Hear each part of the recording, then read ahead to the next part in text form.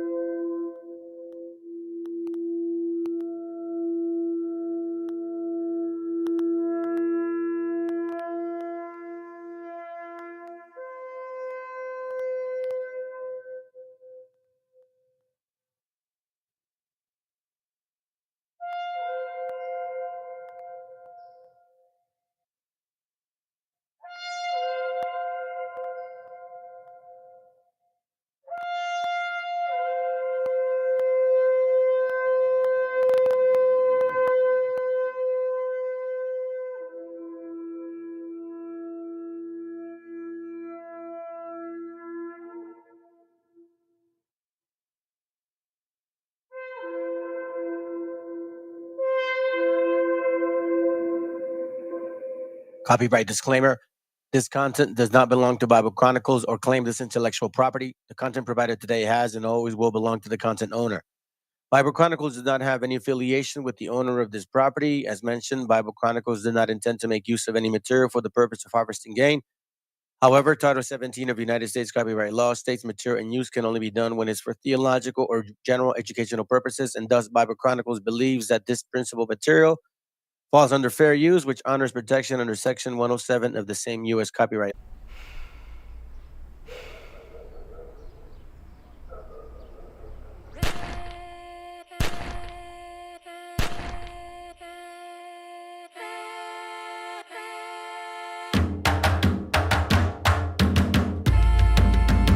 Estamos aquí, oye, que estamos aquí. Mírame, estamos aquí. Desde hace rato, cuando ustedes llegaron, ya estaban las huellas de nuestros zapatos. Se robaron hasta la comida de gato y todavía se están lamiendo el plato. Bien encabronados con estos ingratos. Hoy le doy duro a los tambores hasta que me acusen de maltrato. Si no entiendes el dato, pues te lo tiro en cumbia, bossa nova, tango o vallenato. A lo calaboy y bambú, bien frontú, con sangre caliente como Timbuktu. Estamos dentro del menú. Tupac se llama Tupac por Tupac Amaru del Perú. América no es solo USA, papá. Esto es desde Tierra del Fuego hasta Canadá. Hay que ser bien bruto, bien hueco. Es como decir que África es solo Marruecos. Estos canallas se les olvidó que el calendario que usan se lo inventaron los mayas con la Valdivia precolombina. Desde hace tiempo, este continente camina, pero ni con toda la marina pueden sacar de la vitrina la peste campesina. Esto va para el capataz de la empresa. El machete no es solo para cortar caña, también es para cortar cabeza. Aquí estamos, siempre estamos, no nos fuimos, no nos vamos. Aquí estamos pa' que te recuerdes. Si quieres mi machete te muerde. Aquí estamos, siempre estamos, no nos fuimos, no nos vamos. Aquí estamos pa' que te recuerdes. Si quieres mi machete te muerde. Si quieres mi machete te muerde. Si quieres mi machete te muerde. Si quieres mi machete te muerde. Te muerde, te muerde.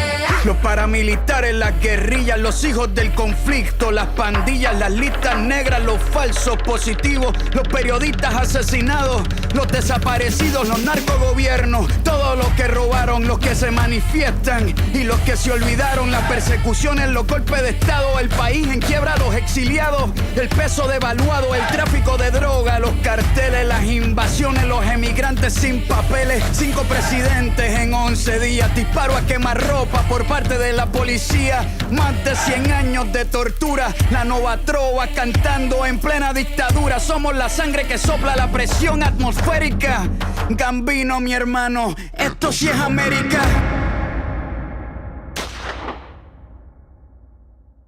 Aquí estamos, siempre estamos, no nos fuimos, no nos vamos. Aquí estamos pa' que te recuerdes. Si quieres mi machete te muerde. Aquí estamos, siempre estamos, no nos fuimos, no nos vamos. Aquí estamos pa' que te recuerdes. Si quieres mi machete te muerde. Si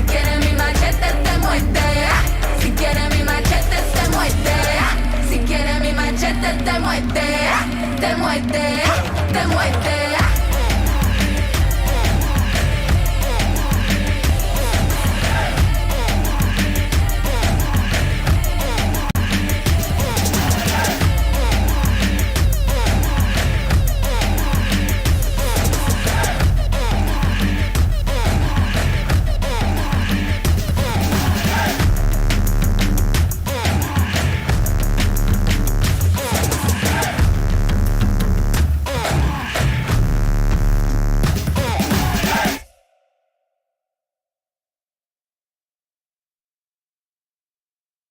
Shopping with your parents can be embarrassing. Why would they sell jeans with holes in them? I'm going to speak to the manager. Mom! That hoodie is giving. You should get it. YOLO. Thanks to the Chase mobile app, your kid can shop independently while you keep an eye. Chicanos killing each other is what they want. That's how they run this place.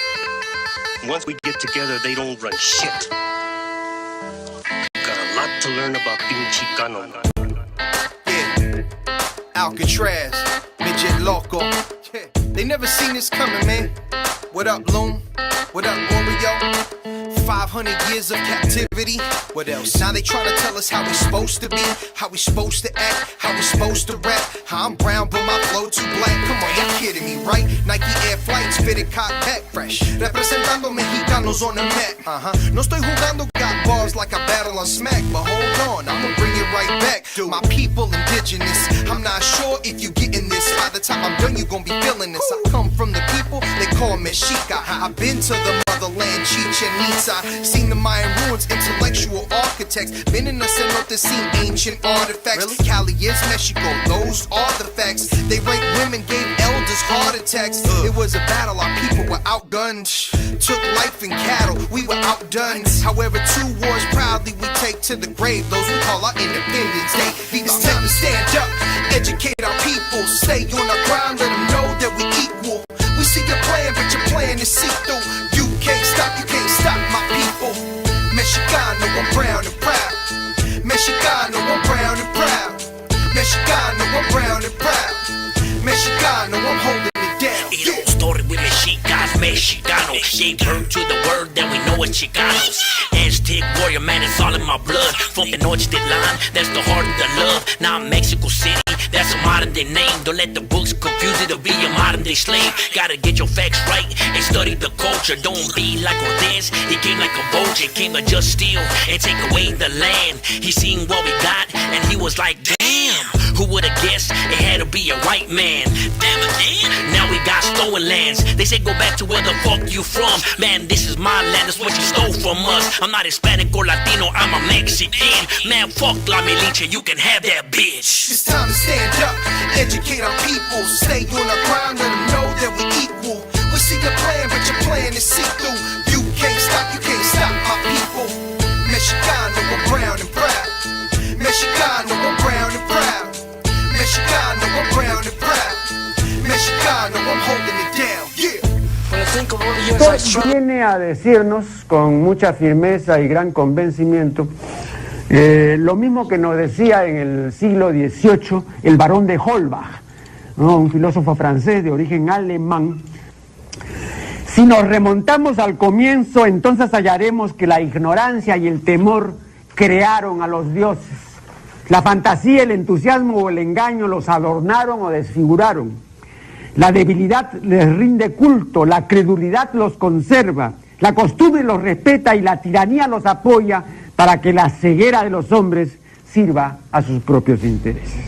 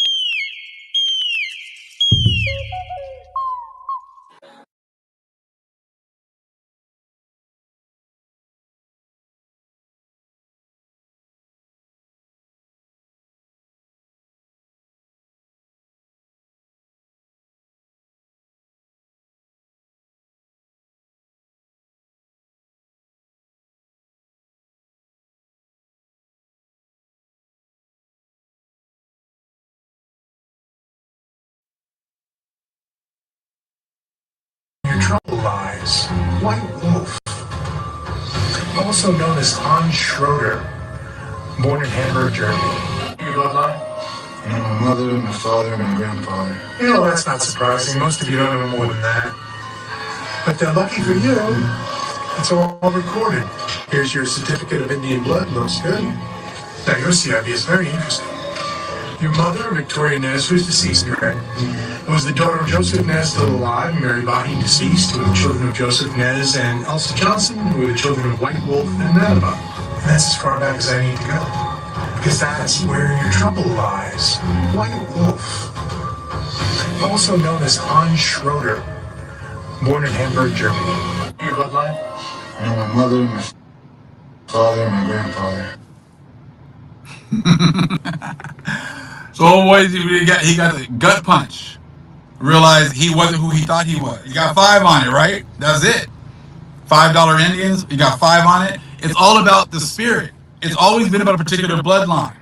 And that bloodline is who the Holy Spirit visits. That's why we can put these things together and you can't. You can't put the fact that Kamala is being raised up right now.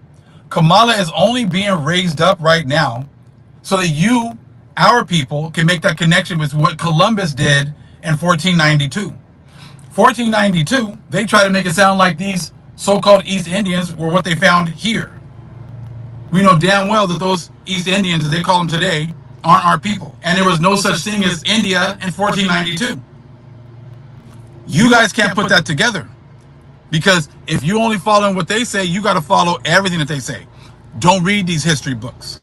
Don't make these connections. Only read the 66 books, but don't even read those. Only read the New Testament, but don't read Matthew, Mark, Luke, and John. Only read Paul, but only certain parts. There's no such thing as Gentile. Only Gentiles means everybody. It doesn't mean Israelites who are following the ways of the heathen. You guys can't do that. That's why you're here listening now.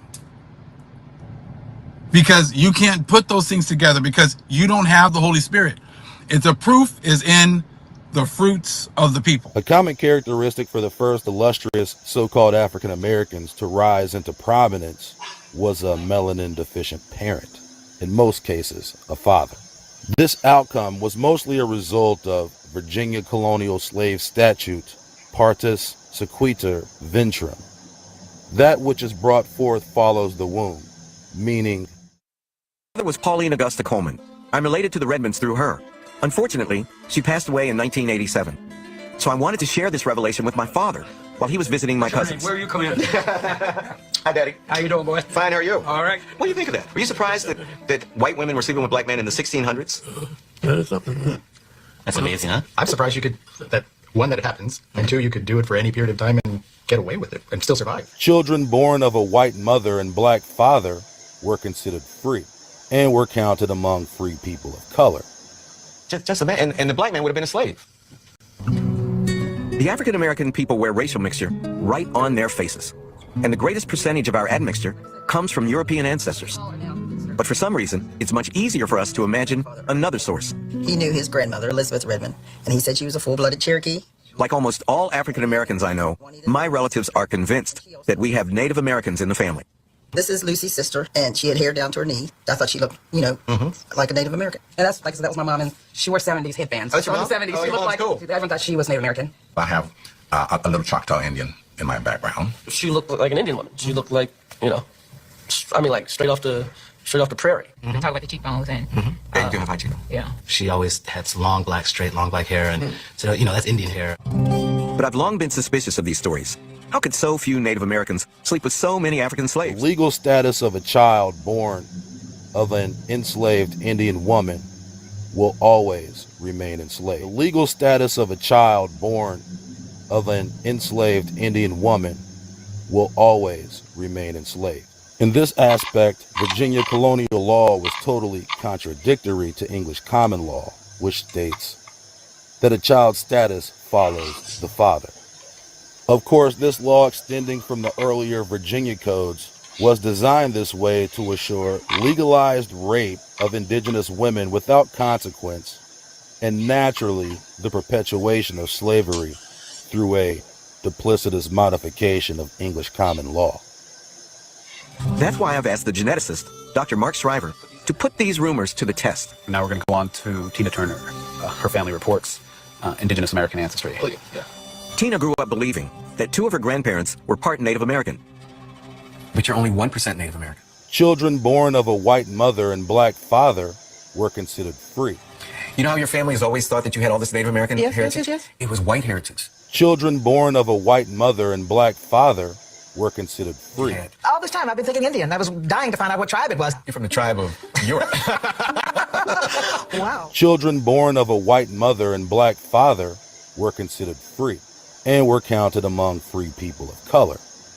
And I'm 3% Native American, so I got just a little Indian. You got a little Indian in you. 0% Native American. And 0% Native American. And 0% who were Native American. We're gonna have to tell the Choctaw Nation in Oklahoma now. I misrepresented myself. I'm not Choctaw at all, you know.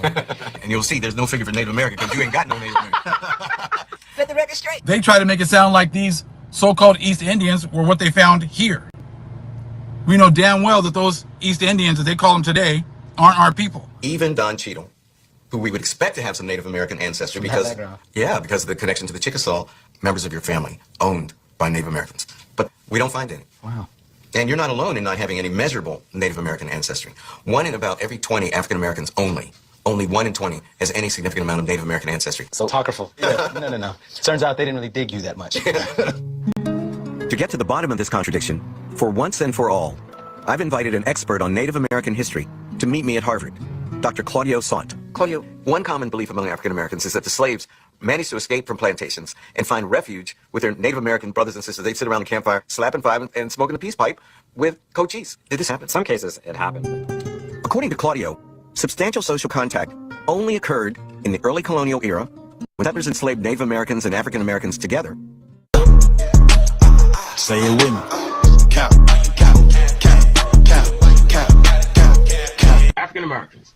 Would you say that we are the original Native Americans? Professor, we need to know that. We have several books popping up on the scene. I totally disagree with that, but I want to hear what the professional has to say, the one that studied on genetics. No, that is a misnomer, a falsehood, an outright lie. Okay, that's exactly what that is. We are not the original Native American. There is a history that Native Americans have, and actually it's disrespectful for African Americans to go out and say that they're Native American to the rich Native American cultures that have been here for thousands of years. So old boy, he got the gut punch. Realized he wasn't who he thought he was. For some reason, there are African Americans who are here who want to claim this connection with Native Americans. I don't know for what, and I also don't understand why a black person would want to be anything other than that. You got 5 on it, right? That's it. $5 Indians, you got 5 on it. It's all about the spirit. All right, go on to Ancestry.com. Can y'all see this family? No problem. I'm gonna prop my shit up for y'all. And you said go straight to the results, correct? Yeah, I just was curious about your DNA results. Okay. Your DNA ancestry. On to the results right now.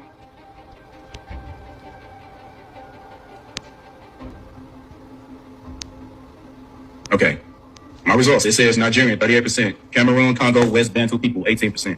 Ivory Coast, Ghana, 14%. Benin, Togo, 10%. Senegal, 5%. England, well, you're just interested in the African part, right? You know, mostly, I just wanted to see what percentage-wise of African DNA is running through your veins, my brother. Okay, it says 30. Well, we got that part. Okay. Nigeria's East Central, 2%. And that's all I see. Oh, yeah, Mali, 4%. That's all I see concerning the continent of Africa. Okay, good deal. My second question was, how much Native American ancestry do you possess? Well, according to Ancestry.com, again, it says I have Indigenous American, Bolivia, and Peru, 1%. And Indigenous American... You got 5 on it, right? That's it. $5 Indians, you got 5 on it. That is the real deep sort of issue that has to be addressed by those individuals who continue to argue. I mean, they continue to argue this point. There is no evidence of this wholesale movement of people of West and Central African descent being here before the transatlantic slave trade. So, the African American community that's there today came from, we are descendants. I'm going to say this really just clear, okay? The bulk of African Americans are descendants of enslaved Africans from West and Central Africa.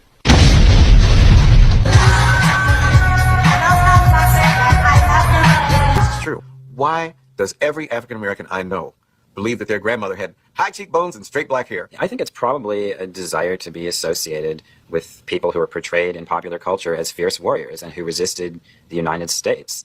And if you're a slave or an African American living in Jim Crow America, who wouldn't want to be associated with someone like Crazy Horse or Geronimo? It's easier to say we got a little Indian in us than say we got raped a few times. Right. That's a really good point. It's a lot easier to say. So you make up a myth. You make up the myth. It sounds much better. It sounds much goes better. down a lot smoother. There's a strange sort of security in not knowing a great deal.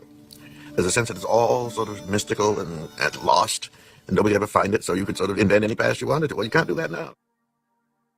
Okay, so now that we got to see that, now let's look back at this book that we've had in our hands for quite some time. And, you know, there was a moment where I think we got a little clarity, but the presenters of this material were also hiding something from us at the same time, considered deceit.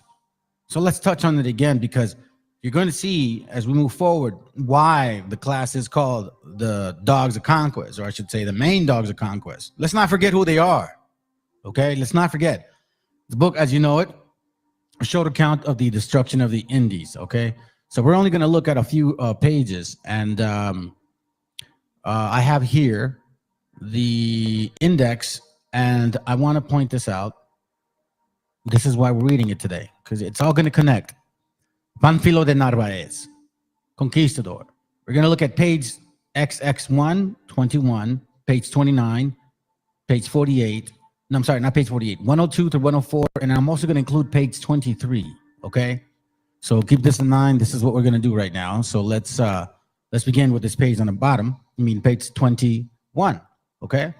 So it says here, I'll start here just so we can get to the point. It says, the immediate response of the cleric Las Casas to Montesino's sermon was nevertheless unremarkable. He did not share the indignation of the rest of the colony, which demanded Montesino's recantation and immediate repatriation to Spain. They wanted him out of there. Apparently, he was pushing for less oppression for the natives, supposedly. But neither does he seem to have grasped immediately that the full implication of what Montesino had said was that one could not in conscience possess Indians and still claim to be Christians. Later that same year, he accompanied Diego Velázquez to Cuba, where he witnessed, seemingly for the first time, the massacres, which he described so vividly in the short account.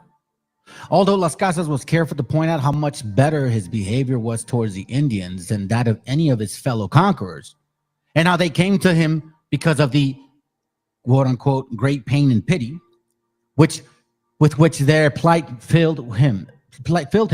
And although, or so he tells us, he remonstrated furiously against the atrocities committed by Panfilo de Narvaez in Caonao. He served Velázquez well enough to be granted a large encomienda in Cananero, near the port of Chegua. Okay, so remember the atrocities committed by Narvaez. Now, keep in mind that this man wasn't alone. Okay, so now we're going to go to page 23. All right, page 23, the same book. We're going to read a little bit about their demeanor and spirit. The kingdom of Hispaniola. They strung her up and I saw with my own eyes how the Spaniards burned countless local inhabitants alive or hacked them to pieces. Let that sink in. Erase the thought that the Spaniards were only white people, blonde and blue eyes, like Trump. Erase that thought from your mind. That is a lie. They didn't all look like that. The people that burned our gente did not all look like that. Spaniards burned countless local inhabitants alive or hacked them to pieces and devised noble ways of torturing them to death, enslaving those they took alive. Indeed, they invented so many new methods of murder that it would be quite impossible to set them all down on paper and However hard one tried to chronicle them, one could probably never list 1,000th part of what actually took place. Do you understand what that means? Do you understand what that means? Animals, apparently, black and white. All I can say is that I know it to be an uncontrovertible fact.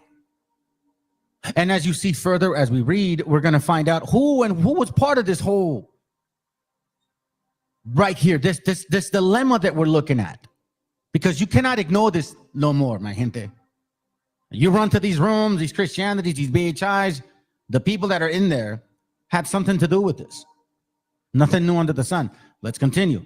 All I can say is that I know it to be an incontrovertible fact to do here and do here, so swear before Almighty God that the local peoples never gave the Spanish any cause whatsoever for the injury and injustice that was done to them in these campaigns. This is why I so want to destroy a lot of you wabos.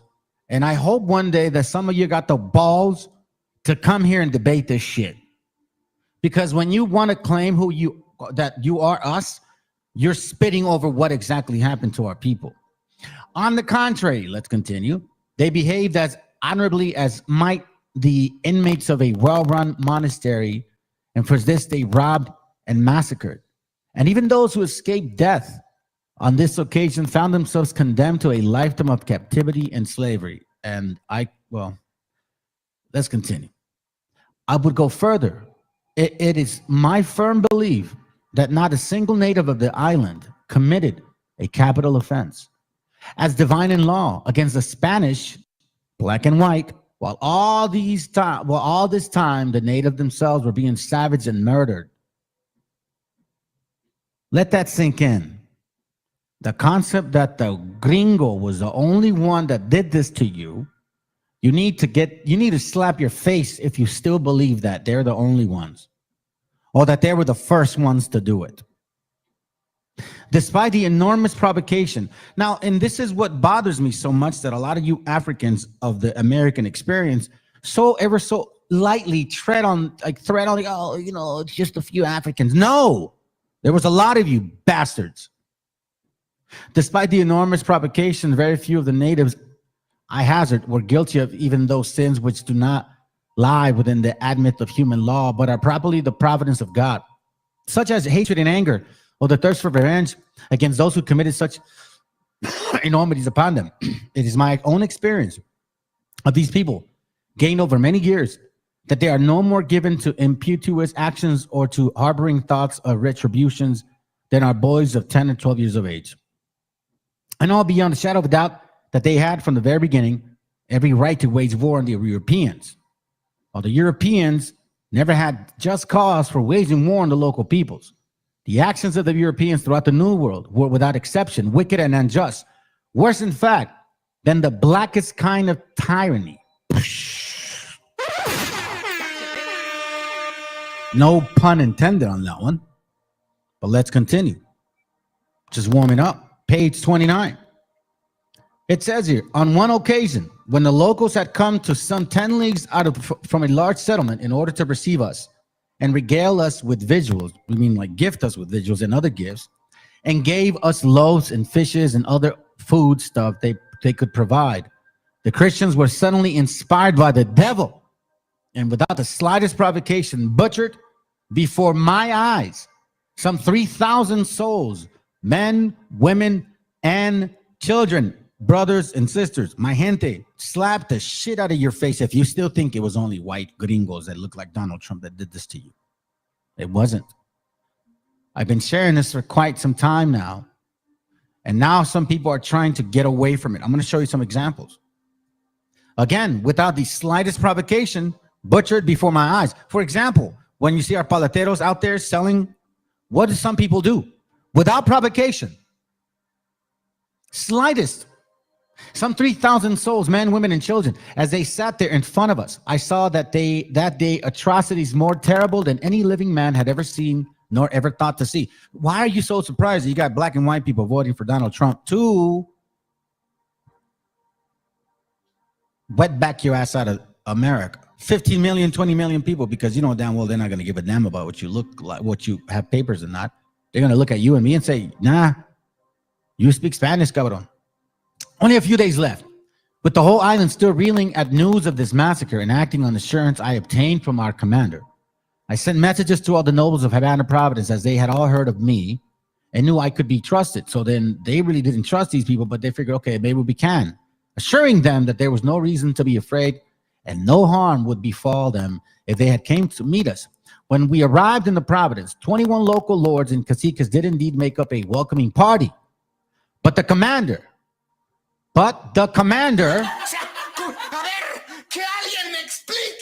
immediately seized them, thereby breaking the promise I had given. Do you not see how we don't deal with y'all? In jail or out of jail? We don't trust you bastards. And was all for burning them alive the very next day, saying that there was nothing wrong with doing so because, given time, they were bound to do something that merited such punishment, which is why they still call you beaners, picks, wetbags, savages. Go back to your own country, even though they're not from here. I had a different job keeping them from the stake, but in the end, they did all make good their escape. You see who it's talking about here? This is the number 39, Panfilo de Narvaez, right? He participated, okay? And he also was a captain, ill-fated in the expedition of Florida and also in Texas. 39 is this one. Only a few days later, with the whole island still reeling at the news of this massacre and acting on assurance I obtained from our commander, Panfilo de Narvaez. Now we're going to go to page 102. I'll skim through this quickly. Since 1510 and 1511, 3 tyrannical adventurers had made their way to the Providence and behaved in such a way as have their compatriots in other parts of the New World.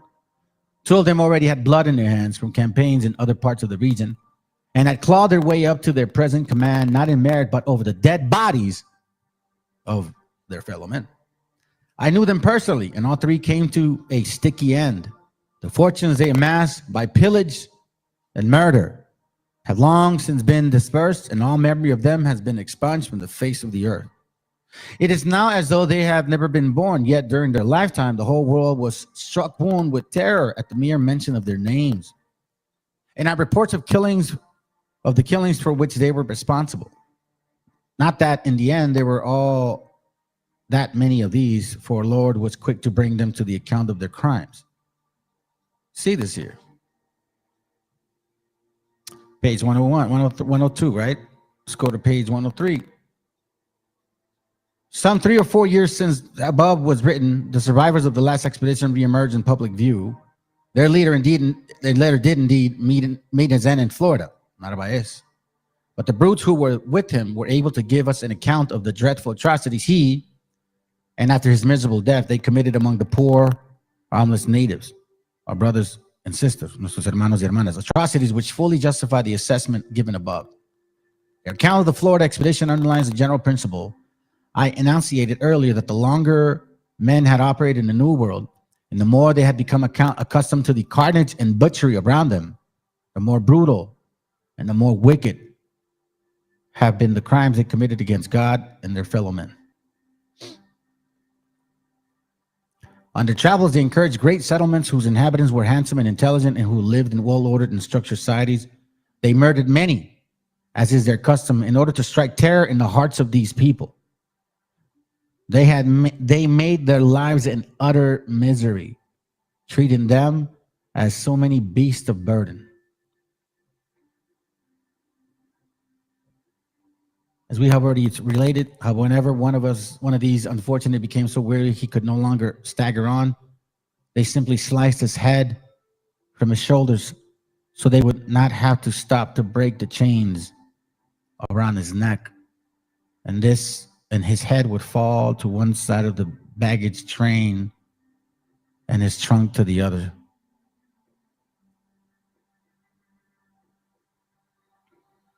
Let that sink in for a second. In one town, the people received them joyfully and set before them a huge banquet, far more than they could eat. offered 600 of their own men as bearers and such grooms of the horses. After the Spaniard had taken their leave, one of the captains and kinsmen of the commanders returned to the town, now basking in the mistaken belief that it was safe from attack, plundered it, securing the local leader and king of the entire region on the point of his lace and committing many other acts of brutality.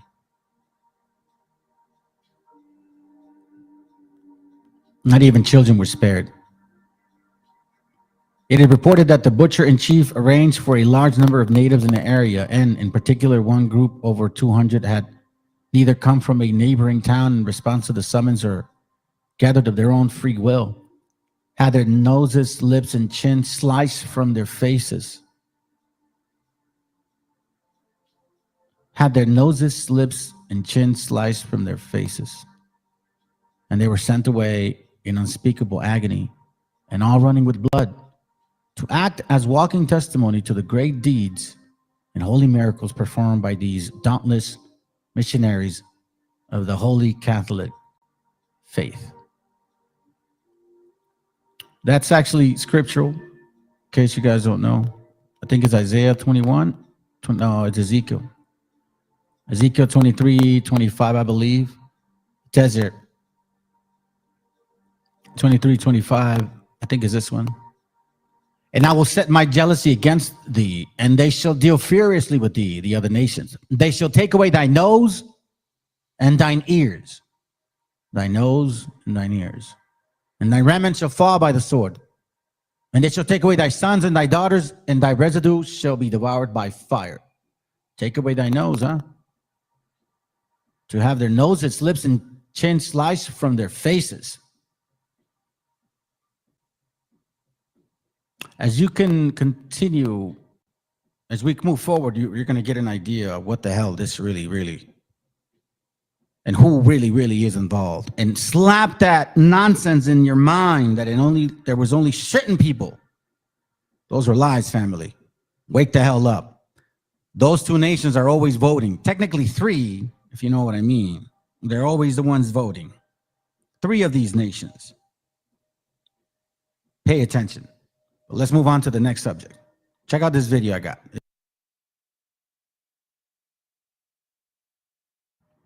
Yeah, and that's very true, by the way. I'll be revealed. What's up, bro? What up, VTC? What up, Rich? What up, Hitimias? Where is the love of Christ? Take a look at what is happening in UK. Those immigrants, Muslims, and others taught Whitey was their friend coming to America. Yep. It's, you know, the good news is that we have answers now for why people act the way they act, because if we didn't know this and we saw that, it'd be very hard to understand what the hell is going on. Why is everybody turning against it? Yo, you know what I'm saying? And I know that a lot of you guys are probably wondering, you know, Democrat, Republican. Let me tell you this right now. Whoever is in charge still is going to allow coup d'etats. And whoever's in charge still wants that lithium and oil and resources. Whoever is in charge is still going to try to lower or limit inflation. And our inflation has everything to do with everyone else's disastrous economy.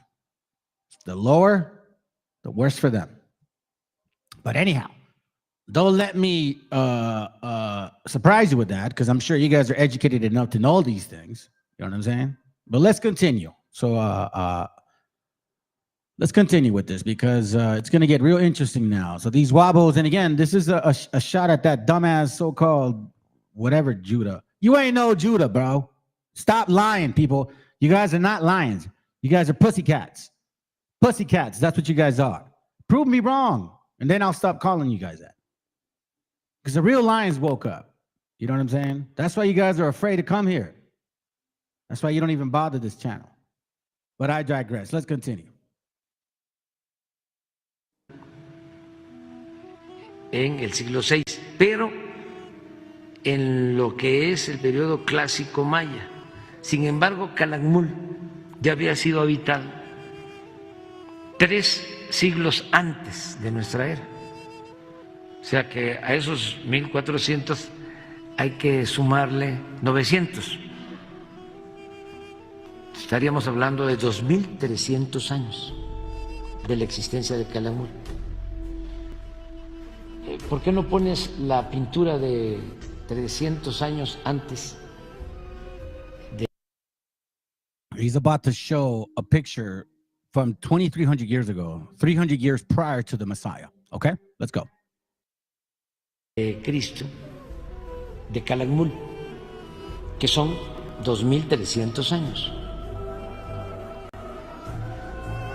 Esto es de hace 2.300 años.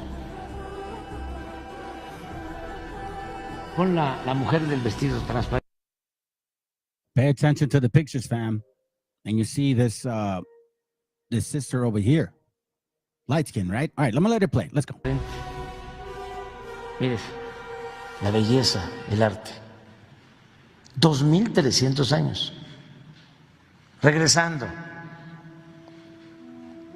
Los europeos que nos traen la civilización, que nos civilizaron, según la historia oficial y occidental y colonizante, 500 años, oficial y occidental y colonizante, 500 años. Y esto 2.300 años lleva. Esto es un templo que cubrieron con las nuevas, entre comillas, pirámides donde estuviste, que son del siglo VI de nuestra era, está abajo. Yo entré y hay mascarones con estuco y estos murales. Esto es una joya, esto no lo tienen en otra parte. Esto es un arte, miren, todo esto. Eso es lo que está. Lo cubrieron, lo cuidaron, lo protegieron. Esto pasa también en Teotihuacán, como se le quiera decir. También debajo del templo del sol, de la luna, hay vestigios de culturas anteriores, de civilizaciones anteriores. Se funda. Now, I share this with y'all because this is deep, fam. Our history is deep. So now, look, what I want to make sure that you guys understand is that unfortunately, when you lose your history and you go back to it, there is a part of the history that's going to be very painful, fam. That is going to want you to have hate, anger, resentment.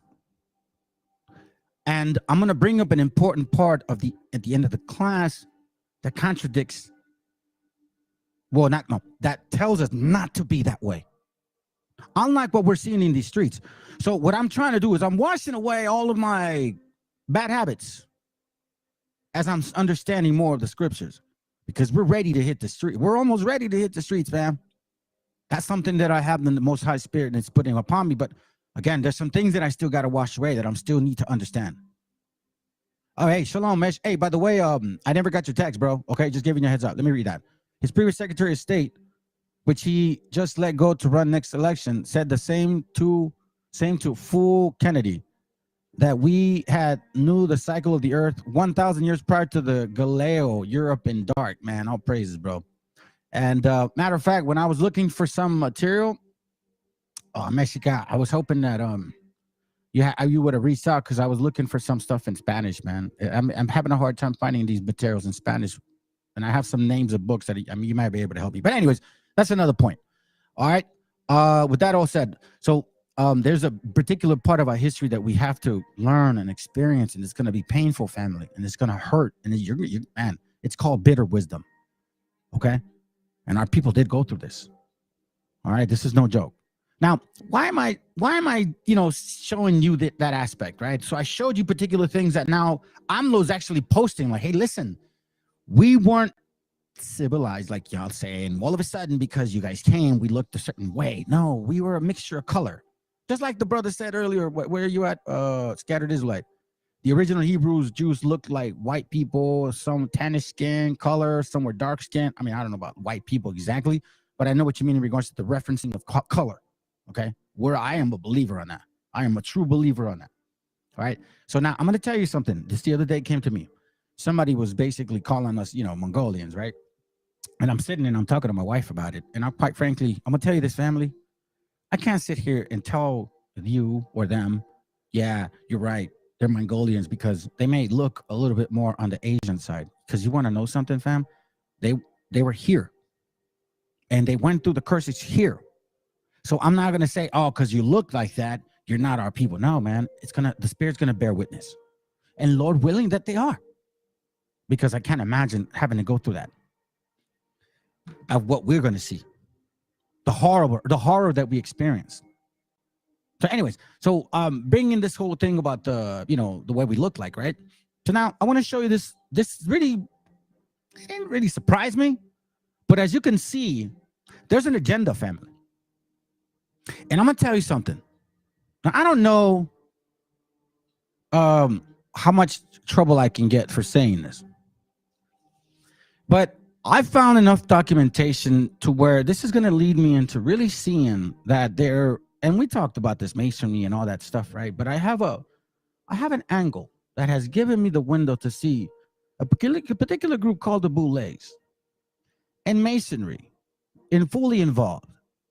So now, I find it interesting. The reason I say that, because look at what the people in Egypt are dealing with. Now they got to do videos to push back on these particular tribes.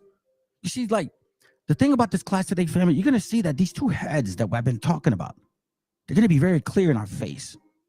Now, this is what I was saying earlier. Like, I have a lot of material, but I can't squeeze it in. So I have a book that supports what I'm saying, but I'm not going to bring that in today. I'm going to bring other material that'll help us understand. So let's continue with this walk, because this is a slicing and dicing. This is a systematic destruction of a doctrine. I am going to slowly sever this ignorance. And again, I'm going to do it with love. And y'all know what I mean by that word. With the scriptures. Listen to these guys.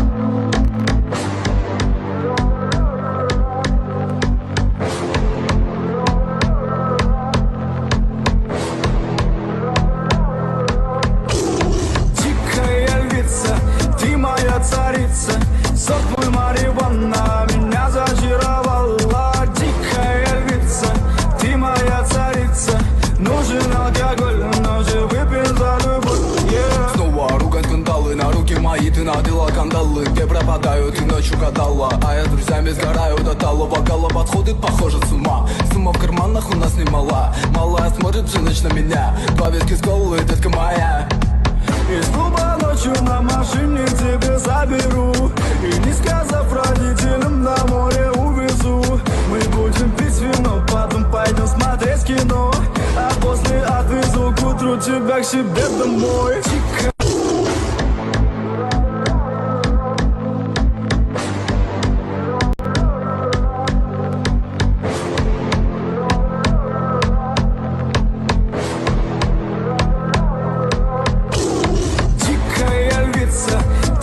Царица, сорт мой марихуана меня зачаровала. Дикая львица, ты моя царица.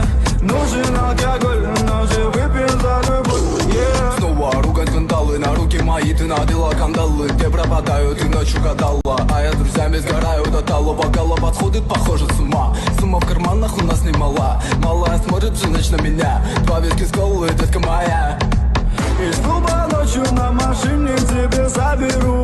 И не сказав родителям, на море увезу. Мы будем пить вино, потом тебя к себе домой.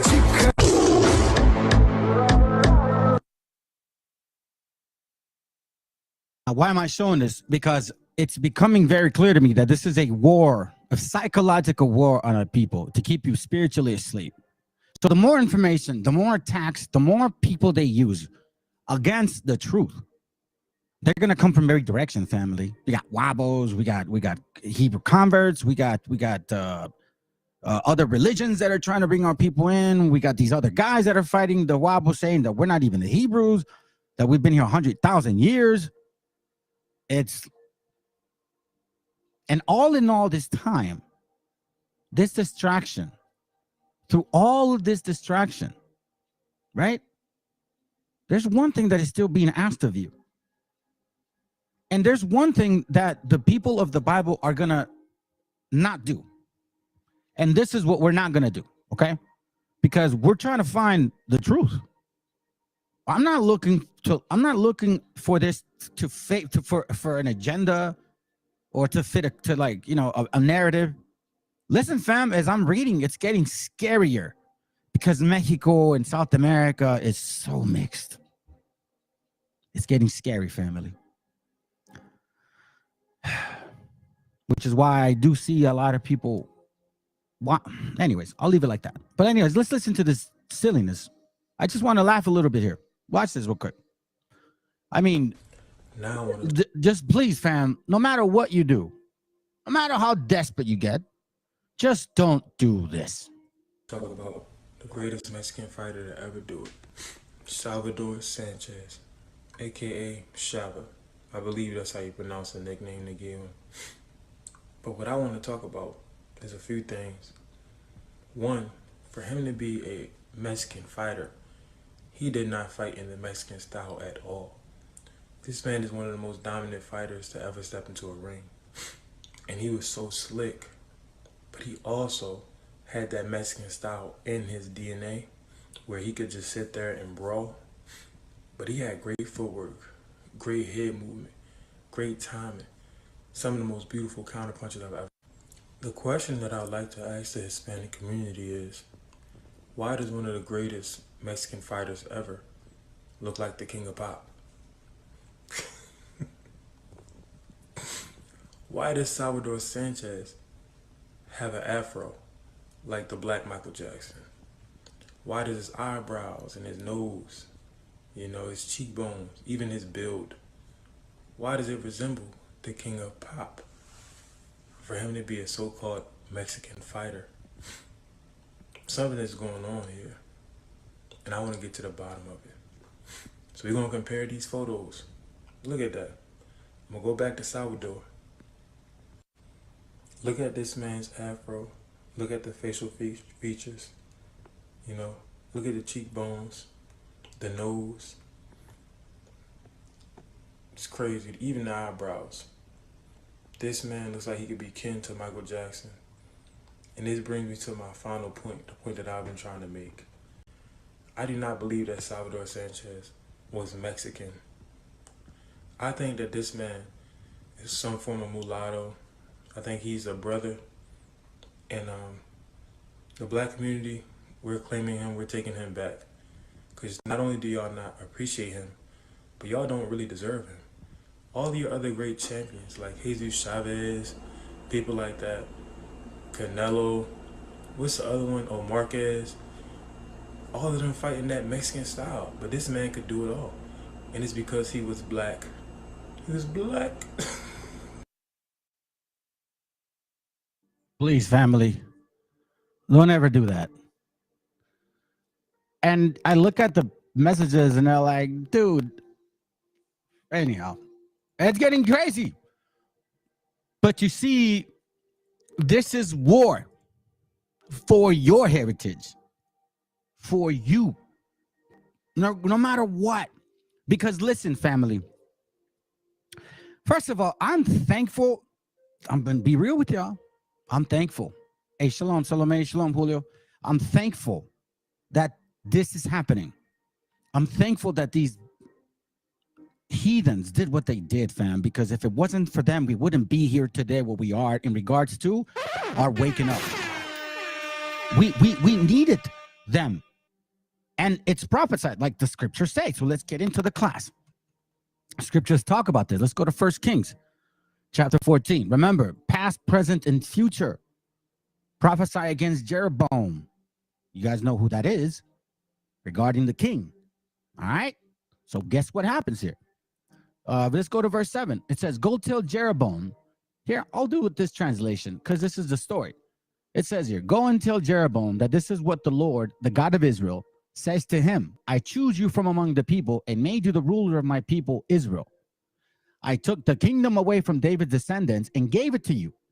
But you have not been like my servant David, who was completely loyal to me, obeyed my commands, and did only what I approve of. You have committed far greater sins than those who ruled before you. You have rejected me and have aroused my anger by making idols, metal images to worship. Because of this, I will bring disaster to your dynasty, okay? And I will kill your male descendants, young and old alike. I will get rid of your family. They will be swept away like dung. Listen to this. Any members of your family who die in the city will be eaten by dogs, okay? And who die in open country will be eaten by vultures. The Lord, I, the Lord, have spoken. I, the Lord, have spoken. So the reason this is important, yeah, right? For real, like, I'm glad what Mexican boxer had the record, the most championship title. You know, he's like, it's funny, man, because I grew up boxing. My uncle, my brothers, well, anyways, it doesn't matter. So I know my history. I really studied like old school boxing. And there's absolutely nobody in Mexico that does not honor this man. And by the way, he permed his hair. He doesn't even have curly hair like that. And the reason his nose is like that is because it's broken. It's absent boxing.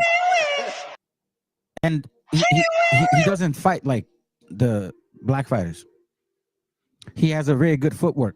Yeah, he bounces in and out. Who fights kind of like Marquez, kind of like Finito Lopez. But you see, if you don't know boxing, you're just gonna see an afro and you're gonna say that's what he looks like. And this is what I want to make sure that we find out today, fam. Regardless of what they look like, afro, curly hair, blonde hair, it doesn't often matter anymore. Because thank God to them, we are finally seeing. Because through history, through this pain, it's gonna bring you back to value your family, to value your brothers and sisters who suffered. Because when you see them suffer, you're gonna know, damn. You're going to stop looking at them like your enemy. You're going to start loving your brethren. That's what you're going to do. That's why these classes are about. It ain't no, man. I'm trying to educate you guys because the love has to be directed towards us now. Now that you know that our people have been doing this, going through this together, then together we help each other. When you see your brother out there selling ice cream cones, paletero, churros, Doritos, right? Elotes, remember that guy? That's what I want you to see. ¡Viva México, cabrones! Because their job was to break that apart from us. Today we're going to read what exactly we went through. Deuteronomy 28 today comes alive. And you guys need to understand. Look, I did this video, and I'm surprised that it's gotten so many views. I never did that, all right? So watch this. Hopefully, I don't think they'll block me because it's already from like recorded, right? So it's like vetted, whatever, or processed. But I did one that says no one gets left behind. I understand that that's not going to be possible. I understand that, okay? But honestly, yeah, Mexican brawlers are brawlers, bro. I'm not surprised. Julio, don't doubt it.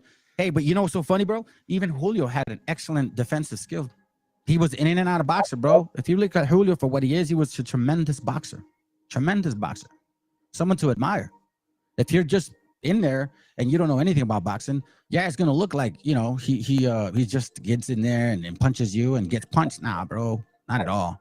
But anyways, look, I'm gonna leave it this way, fam, because I don't want them to block me. I don't think they will.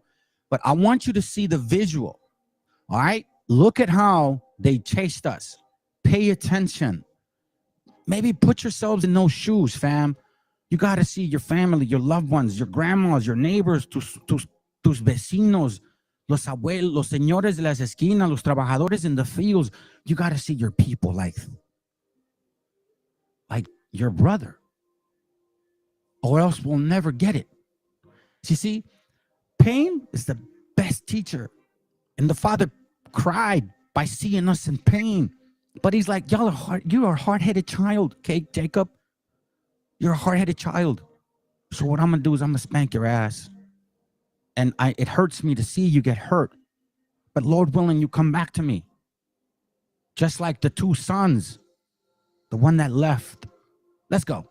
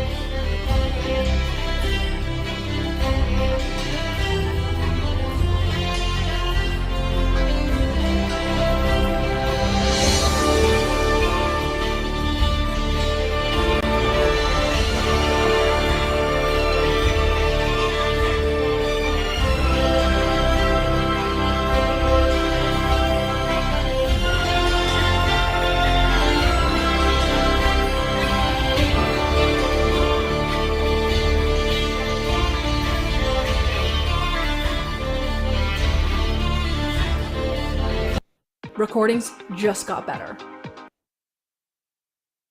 So I want to make sure that you guys understand what that looks like. I had to move it because they were going to block me for some reason, even though it's my video. YouTube, that's my video, which you approved. Y'all are dumb. Stop messing with me, man. Go mess with somebody that actually is confusing you. Maybe that's what you want. But anyways, family, this is what it means by it. Any member of your family will die in the city and die in the city will be eaten by dogs.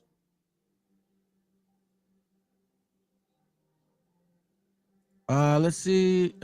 Be careful how you run the quality. It takes down bandwidth. I see what you mean. Okay, got you. I mean, this is one example. So now I mentioned, see, I have this book, Dogs of Conquest, right? All praises to the Most High. It's an expensive book. I didn't buy it that expensive. I bought it like 4 years ago. And here, I'll show you real quick. Tell you, Dogs of Conquest for sale. Look, Amazon has it for like $500. You could find it for like 1,000, maybe, depending on the quality. But the point being is, fam, I didn't get it to that cost. I got it way less than that. But I've had it for a long time, but I wasn't ready until now. And I've shared it with you guys several times. So let's go into this book real quick, okay? I'm going to mention certain things that talks about. Historians have agreed, okay? This is the Dogs of Conquest. It says, historians have agreed that the Spanish conquest of the Indies was accomplished by men, horses, and dogs in that order. Men, horses, and dogs. The man had inspired hundreds of books. The horses, a few. The dogs, none until now. So this is a history that is being, like, for example, we always hear like, oh, my people were fed alligators. Yeah. Look at these guys here. These dogs were very well protected. They had armor and everything. This is not something to overlook, fam. When we talk about our people being fed to dogs, they're not lying. Okay. Let me see if I can find this one here. Dogs played a significant role. Here goes right here. Watch this. We'll start right around here. Page, it's just a preface. And then we'll skip a few. It is possible that the first European dogs brought to the New World were perros castos, or pure-blooded dogs. The Inca Garcilaso de la Vega tells us that such was the case with those initially brought to Peru. But at any rate, the condition could not have lasted long, just as men who were meticulous about limpieza, purity of blood, began in their hunger for women to produce a race of mestizos, so did their dogs who knew nothing about limpieza began to populate the Indian world with mongrels. That's what they say so. As you can see, they love to believe this, right? It says here, where is it at? Rich's dogs. So it's going to give you as history that they've been using these dogs for some time, okay? So I'm going to skip all this. I get to this point. All right, here we go. Look, listen to this. These, this is still the preface, all right? It says, these activities brought loud protests. Okay, hold on. Let me magnify this. Hold on. Sorry, my bad. These activities brought loud protests from Miguel de Serna, Bishop of Gomera, and Isabel recalled de Vera to Spain, where she was in the midst of a struggle with the Moors of Granada, a conflict in which dogs were much of use. Among the abomination, the dogs devoured the bodies of Moorish children that sometimes were left dead or dying in church steps. A Spanish dog named Mohammed and owned by Diaz Sanchez de Carvajal is said to have fought too valiantly at Granada that he received a horseman's share of the spoils. The use of dogs in the subjugation and dispersal of the Moors was effective training for a number of men who were to employ dogs in the subsequent conquest of the New World. So we see the constant use of dogs.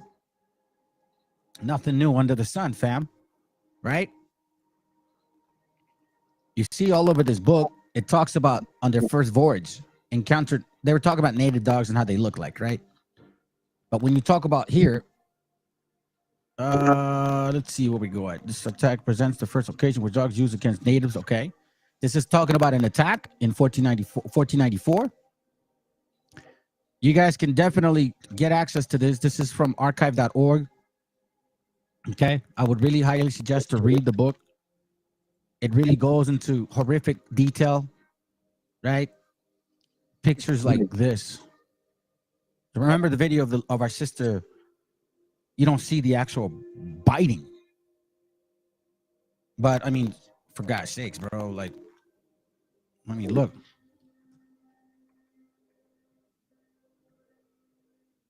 These things aren't kidding, man. These dogs are crazy. Look. There's a pit bull right here. Watch this. Look at this. This is a cat. Look at that.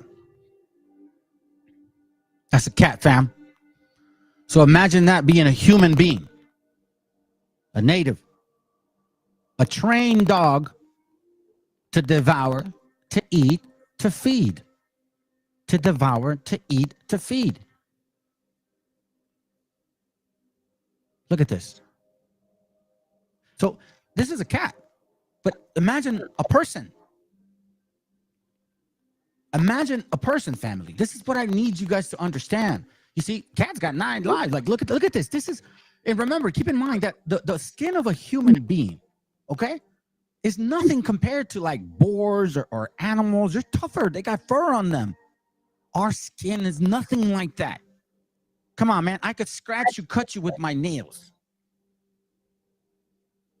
And Indians hoped to deter the invaders by planting no more maize, but thus left themselves with nothing to eat except yuca. And the Spaniards, too, were soon starving. In the ensuing periods of great hunger, the Christians ate all the animals they could catch, using dogs for the hunt.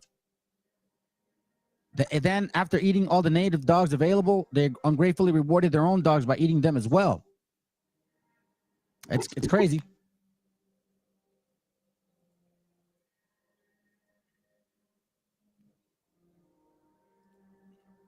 Archives in court, lawsuit for copyright infringement, meaning writers are not getting royalties. Don't doubt. Go. Damn. Well, you better start downloading them. Check it out.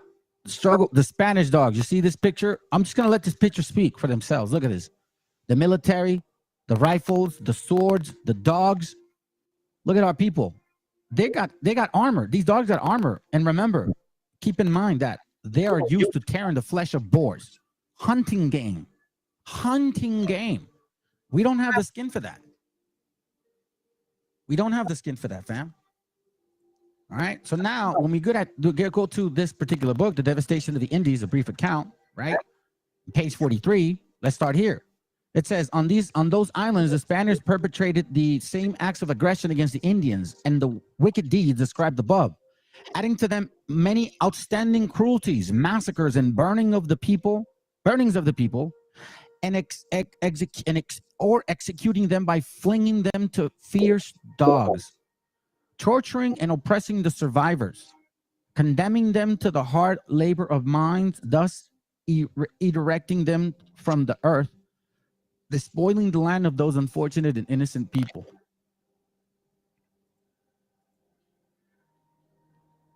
Yeah, they're getting desperate, man.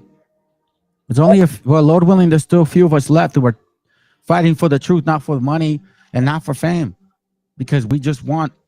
I'll tell you why, man. At the end of the class, y'all gonna know what the point is, because honestly, I appreciate the Most High for what He revealed. He's guiding me, saying, "Yo, you need to correct your teaching, man, and make sure you let them know what they're not supposed to feel." The people were killed by swords, by fire, by being torn to pieces by the fierce dogs kept by the Spaniards.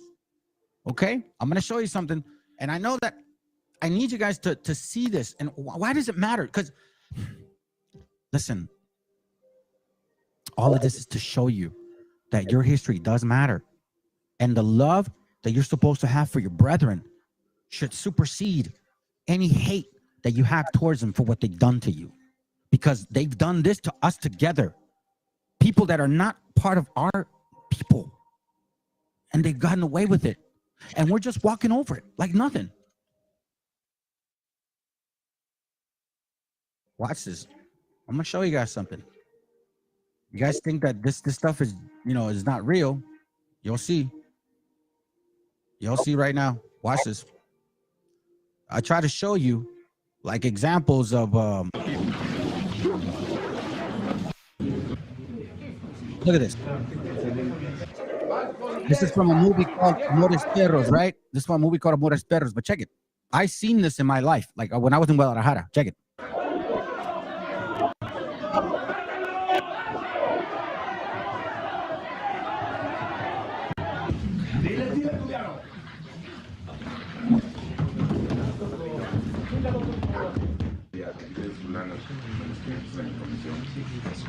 Ahora tú cruzas, o sea, salte.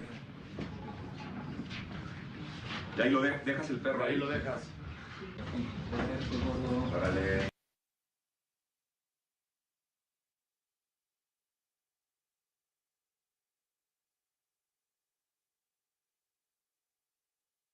Leanna Lynn relies on. I was looking for one of those scenes, but I guess they don't want to show us the scenes. Because you have to know what it means to be torn by pieces, by the fierce dogs kept by the Spaniards, and by being tortured to death in various ways. So, like, for example, matter of fact, I have a great example. Fam.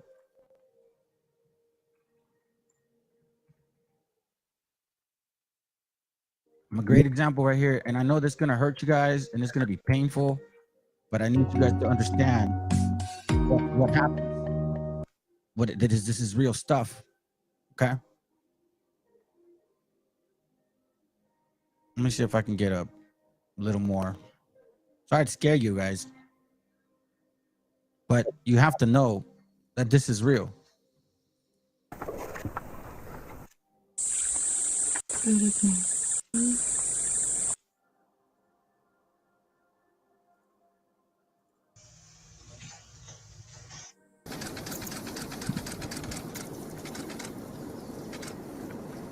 Look at that.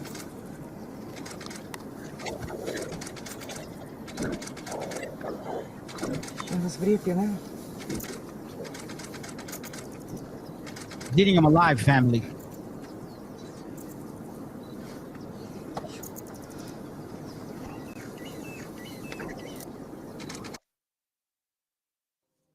The hyena is ripping the entrails of this animal. Now, I don't know what's keeping him alive, but I know for a fact that this happened to us. The books are showing it. You cannot get around this anymore. When I read material, when I read books, or when I see videos like, oh, poor so-and-so people, they must be the real Jews. But who in the world is ignoring this here? Why is this not important to you guys? Or is this the proper way? When people say, well, for example, family, when people say, hey, yeah, well, we conquered you guys. This is our country now. Really? You're okay with this?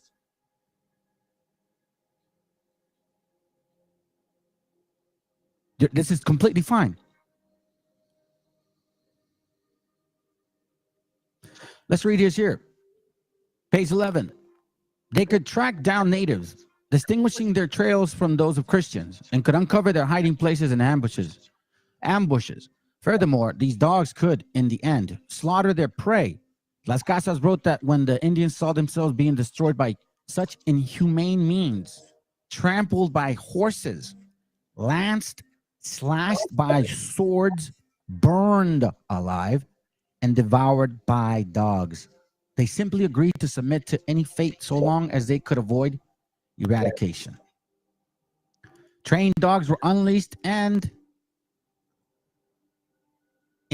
sported 8 Indians as if they were hogs.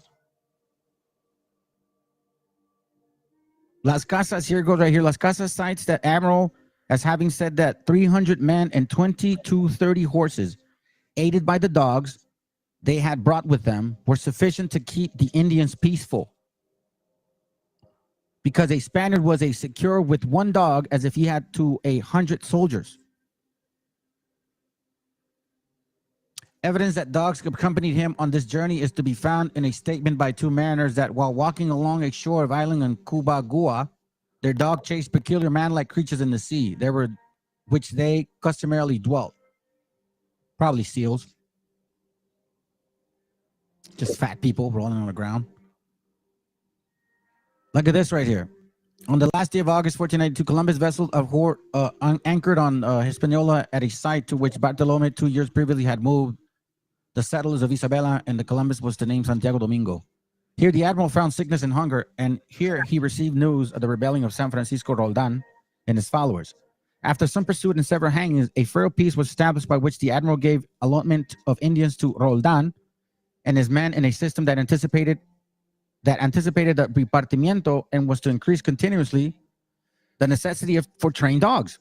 It provided that Indians worked the lands like serf for the benefit of their Spanish masters. What's up, bro? It was scientifically proven how our people extermination during European invasion affected the global climate. Damn, bro. See, I want to see that, man, because I can imagine that. Think about it, like how the agricultural cycle, I could understand the tilling of the ground, right? The 7-year process, the cycle, yeah, man, I could see that. Which a drop in carbon, oh, there it goes. Emissions from the great dying of Native Americans, the world's global temperature dropped by about 0.015 degrees Celsius, according to the study. That's deep, though. Yeah, it's a pretty good book, man. It's pretty heavy, man. It's a pretty heavy book. I mean, it just goes into the actual like detail in regards to like just how they use dogs. Las Casas noted the ironing of Spaniards with scarcely a shirt to their backs, rewarding the continuous service of their vessels with lashes across their naked bodies and the distasteful epithet, dogs. See, these guys are just, I mean, you can go back and forth on this, man. It's just horrific. This is the Dogs of Conquest. Sorry about that, fam. Sorry, it wasn't the Dogs of Conquest. This is the brief account. So now let's go to, I'm jumping back and forth. You guys pay attention. I'm checking back and forth. Look at this right here. It says here, let me read this. This is page 56. The governor could obtain 50 slaves at a time by threatening the cacique, which being burned at the stakes or thrown to the fierce dogs if he refused. Since the Indians do not commonly have slaves, at the most a cacique may have 2 or 3 or 4. He simply went through the settlement, taking to begin with all the orphans. Now, keep in mind, fam, that a lot of these caciques were not our people. These were Africans who were mixed with Spaniards, right? Regarding the mixture, keep that in mind, all right? So then they could either say, oh, I'm cacique now. Oh, I'm mestizo now. Oh, I'm African now. I've showed you guys videos where they purposely changed their title to either not pay taxes, tribute, or whatever benefit. To this day, they're doing it even now.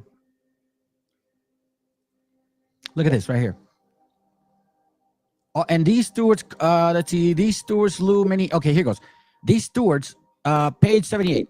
Just Google dogs, you'll find it. These stewards slew many Indians by hanging, burning, and being torn to pieces by savage dogs. Also by cutting off the hands and feet and heads and tongues. And for no other reason than to spread terror and induce the Indians to give them golden tributes. And the egregious tyrant well knew that these things would have been given without all those floggings, beatings, and buffetings, and all the cruelties that were practiced every day and every hour. Let's go to Jeremiah 15. All right, watch this real quick, fam. Jeremiah 15, watch what it reads. At verse 3, it says, I, the Lord will not relent. Let me go into the Apocrypha. I just like it. I'm sorry, the King James. Jeremiah 15:3, it says, and I will appoint over them 4 kinds, saith the Lord. The sword to slay, which we know it. The dogs to tear, which we're reading. And the fowls of heaven that would eat the carcasses. And the beasts of the earth to devour and destroy. The beasts of the earth, which ones? Pigs. The beasts of the earth to devour and destroy. Why? Because we never dealt with pigs. Do you realize that when they first released pigs here in America, they decimated all the actual harvesting? Because they're not used to the flavor of this continent. That's a fact. That's funny. I don't think he is, bro. Solomé, I don't think he's black, bro. I don't think he is. But I appreciate you, man. Appreciate you, brothers. It's just, and the reason why, Meshiacha, is because we got people from black Hebrew converts coming here bugging us. But anyways, let's continue the direction. So 4 kinds, dogs, right? Swords, beasts of the earth, and fowls of heaven. And we see this in Leviticus 26. Watch what he says.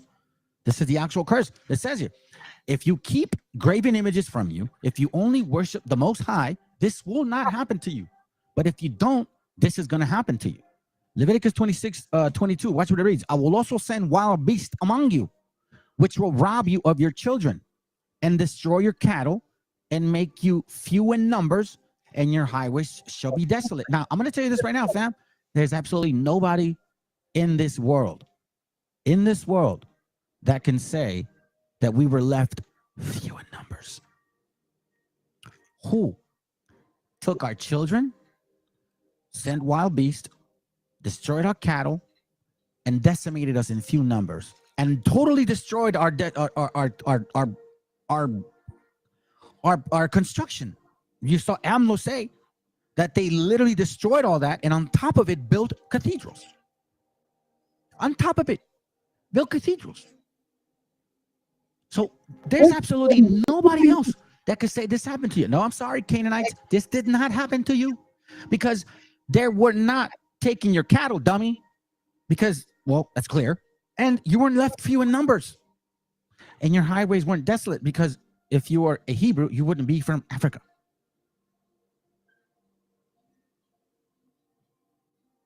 At all. Deuteronomy 28. Watch this. 26. And thy carcasses shall be meat unto all fowls of the air, and unto the beasts of the earth, and no man shall fray them away. And we read right here, carcasses. Yeah, I'll look at it. I'll look it up. Let's do carcasses. Carcasses. Is that how you spell it? I think that you do. Oh, man. I guess that's not how you spell it. Hold up. Carcass. I think that's how you spell it, but there's no S. Man. Sorry, fam. I was not a winner of the spelling bee contest. Anyways, as you can see, your carcasses. I mean, there's material that obviously when you're being eaten in pieces, bro, you're gonna be left in the streets like that. There's no joke. Look, page 70. All the remaining Indians were slain with pikes and swords and were thrown to the savage dogs, which tore them to pieces and devoured them.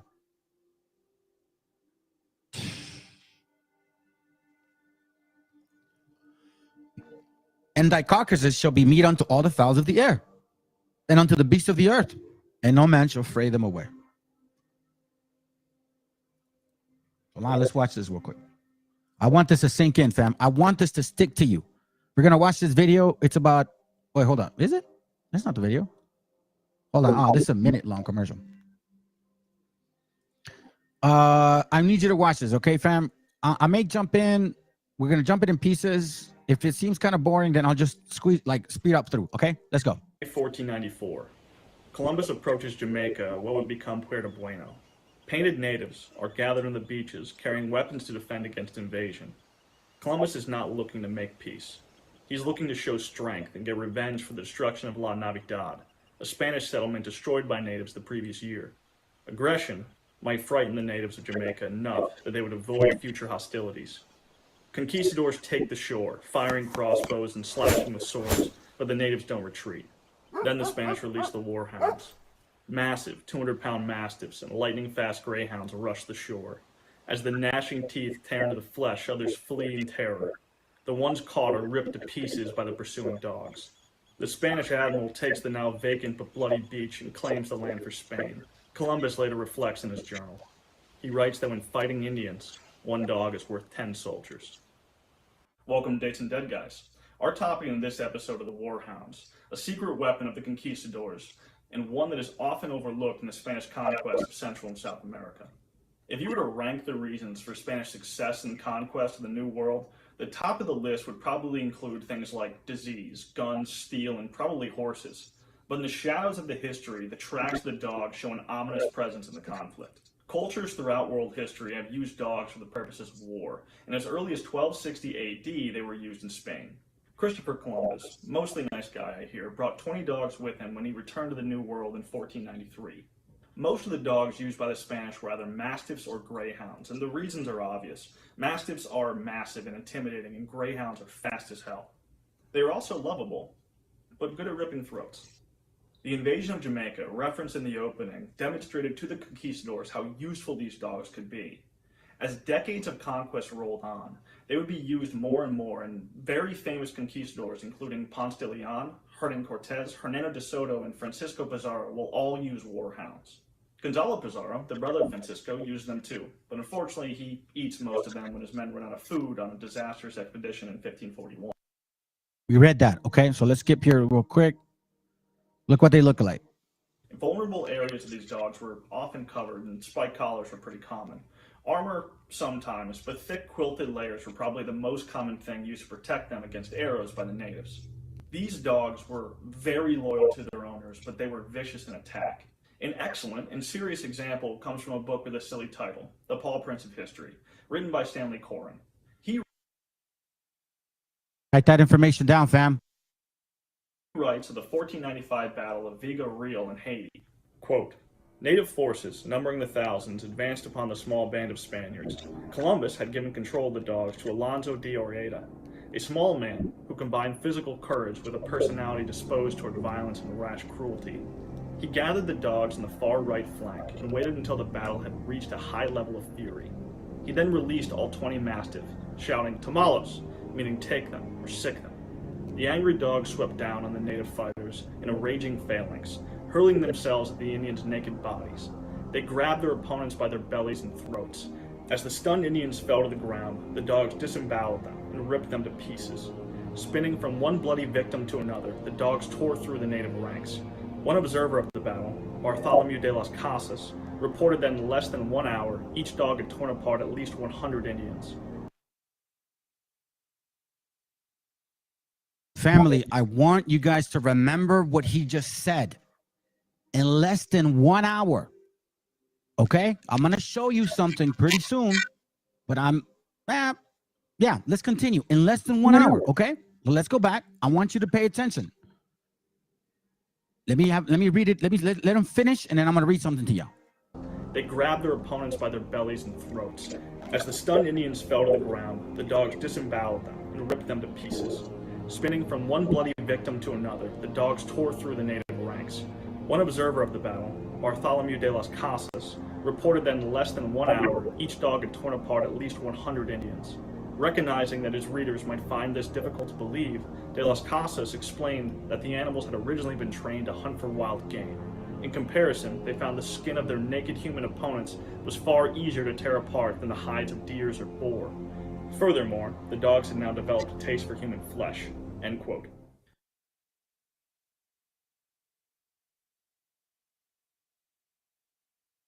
Well, now let me go ahead and skip this real quick. I'm glad I paused it right then and there. So now let's remember what he said.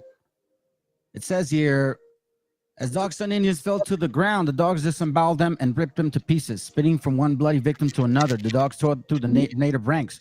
One observer of the battle, Bartolomé de las Casas, reported that in less than 1 hour, each dog had torn apart at least 100 Indians. Okay, so you remember what we read in Jeremiah. So now let's go to Ezekiel, and I'm going to take you somewhere else. Okay, so this is a precept upon precept. Ezekiel 14:21. Watch what it says here. It says, "For thus saith the Lord God, how much more when I send my 4 sour judgments upon Jerusalem, the sword, the famine, the noisome beast, and the pestilence, to cut off from the man and beast." All of this happened to us. Okay, so now remember, he talked about in 1 hour. You see, fam, this is why you need to understand history with Bible. It says here, Habakkuk 1:5, "Behold, ye among the heathen, us among the heathen, regard, and wonder marvelously, for I will work a work in your days, which ye will not believe, though it be told to you." So what I'm going to share with y'all, you're not going to believe it, even though I'm telling you. Okay? It says here, their horses are swifter than the leopards. Verse 8, "Their horses are swifter than leopards and are more fierce than evening wolves. And their horsemen shall spread themselves, and their horsemen shall come from far. They shall fly as the eagle that hasteth to eat." Now, why am I reading this? Because of this, fam. Because of this. It says, hold on, watch this. Because it's interesting that we find particular statements giving us an idea of who these guys are, telling us what they would say, what kind of words. Remember, fam, past, present, future. The Most High opens that window to you that actually is sincere about not just keeping the laws, but it's sincere, that you really are repenting, right? And there's other work involved. But check this out. I'm telling you, family, this is getting crazy and crazy and crazy. This is from the golden age of the Moors, right? Watch what he says. It says here on page 336, "The color of the conquering soldiers was described vividly by European scholars who sympathized with Christian Spain." We know now that the Africans and the Assyrians and the Muslims, together, they conquered Europe. Together, they did that. Yes, we understand that now. And they conquered the Visigoths, which is the Anglos, right? So watch this. So when they came into Europe, watch what this writer says about the Moors on how they conquered the Europeans. He has sympathy for the Anglos. "The reins of their horses were as fire, their faces black as pitch, and their eyes shone like burning candles." Watch this. I'm sorry. I'm reading this real quick. My bad. All right. So watch this real quick.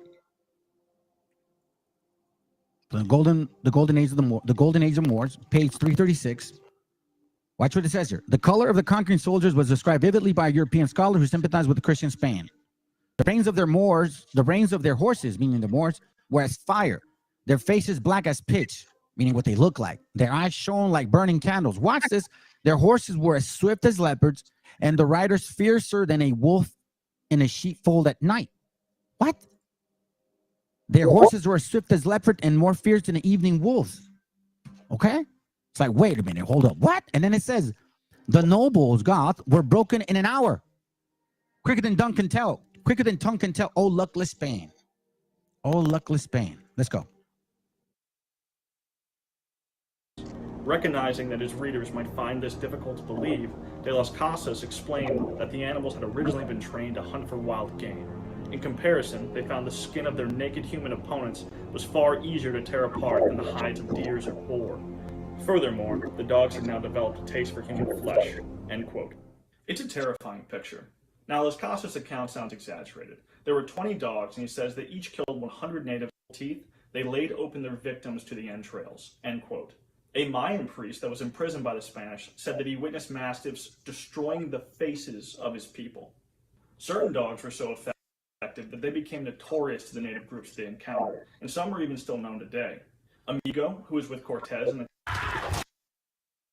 Ow. I didn't expect that to be there that quick. So anyways, let's listen to this. That guy was a prick. The effectiveness of these dogs...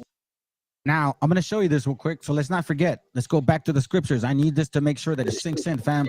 You got to connect the dots here. It says their horses are swifter than leopards and are more fierce than the evening wolf, meaning that the enemy is going to come this way like that, right? With that particular aura, with horses, fierce like leopards. Their horsemen shall spread themselves, and their horsemen shall come from afar. They shall fly as the eagle that hasted to eat. So, remember Deuteronomy 28? Right? 28:49. It says here, a nation from afar. I'm sorry, the Lord shall bring a nation from afar, from the end of the earth, as swift as the eagle flieth. A nation whose tongue thou shalt not understand. Thou shalt not understand, right? So check this out. Check this out. I want to show you something real quick.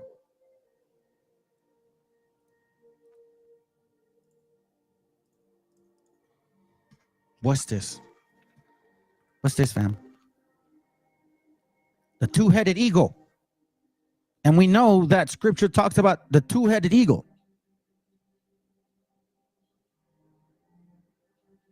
Let's continue. Led to increased sadism among the Spanish. They took up a practice called La Monteria Infernal, or hellish hunting, but it's also called dogging. The Spanish would capture the chiefs, or the high-ranking officials of a native group, and in front of their tribe set the dogs on them, and they would tear them to shreds. Fear of being dogged led many natives to submit to the Spanish without even a fight. Many of the conquistadors, despite being devout Catholics, were not the best people. Many didn't see value in the life of natives, and others literally found sport in killing them. Las Casas again wrote that it was not unusual for one Spaniard to say to another, quote, "Lend me a quarter of an Indian to give my dog some meat until I..." You see that, fam? It's all good, Michelle. Don't worry about it, bro. Lend me a quarter of an Indian to give my dogs some meat until I kill one next. Do you guys realize that the babies, our children, the tender bones of a child, the richness in their blood, why do you think they have people sacrificing children? Crazy stuff. That's what I hear. That's what this conspiracy is. Supposedly the blood regenerates. It's just really sad, fam. Let's go. "I kill one next," end quote. The thought was that giving them the meat of the natives would make them more vicious when used in battle. There's another example of a Portuguese man, not a Spaniard, but still relevant, who was seen hanging quarters of an Indian up to later feed to his dogs. Violence with dogs would also sometimes be used for sport. This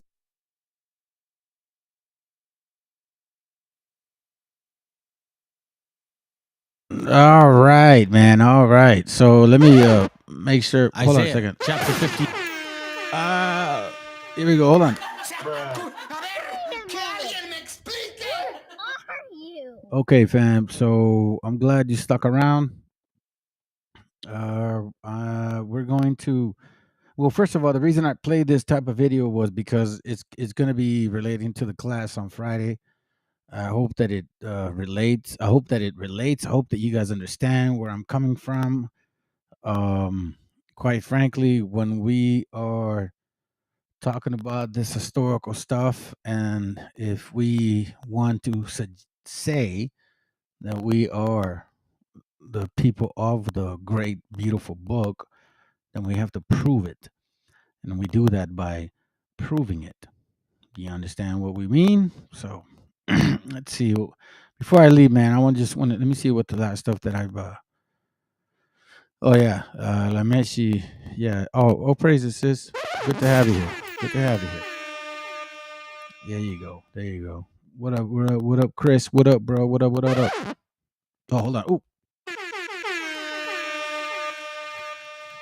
Dan Bo. Oh, I thought it was Dan Bro. What happened to the R? Maybe I had it wrong last time. Anyways, other than that, I think we're all ready to call it a good night. Listen, Friday's class. Yeah, I'm gonna show y'all something real quick. Hold on. I expect to have brothers to show up on Friday. We're gonna do a class together. It's gonna be about 3 of us. Okay. So again, if you brothers are listening to this class late, hopefully, you show up on Friday. Either way, I'm gonna do it on Friday. I'll do my best to make sure I do it on Friday. Hold on a second. I'm gonna show you exactly what class I'm telling you about, in case you didn't catch it. Hold on a second, real quick.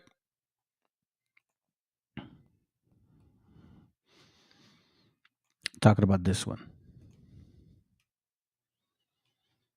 right here. Okay. I don't know why it doesn't expand it. What the hell's wrong with it? Here, this one right here.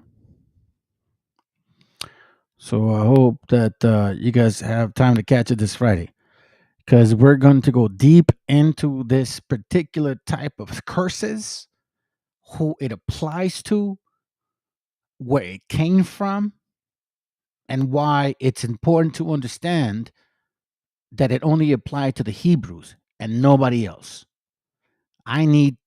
We need to really, really decipher the Bible for what it is, because a lot of individuals nowadays, especially, try to claim to be the people of the book. But you want to know something? We don't even only have to go by the curses, man. Shit, the curses are like the last thing we need to go by. But apparently, we need to go back to them again, because this thing happened, and we need to talk about it. So, other than that, man, I hope y'all Friday we're gonna do it around maybe 6 p.m., which is Pacific Standard Time. So where you guys that are out there in the East Coast, well, it's a little later for you, but I'm sure that on a Friday night you're not gonna be too upset by having to stay up not a little bit late. Anyhow, other than that, you guys have a good night. You know how I do it, man. I'm gonna finish it with some music. Hope you guys appreciate the editation, the video that I just showed you. Again, as I mentioned to you, it relates to the class this Friday, and I hope y'all show up, because I hope to have a few guests that are going to really break down the scriptures with me and go through some stuff real deep into our history and how it all relates to us.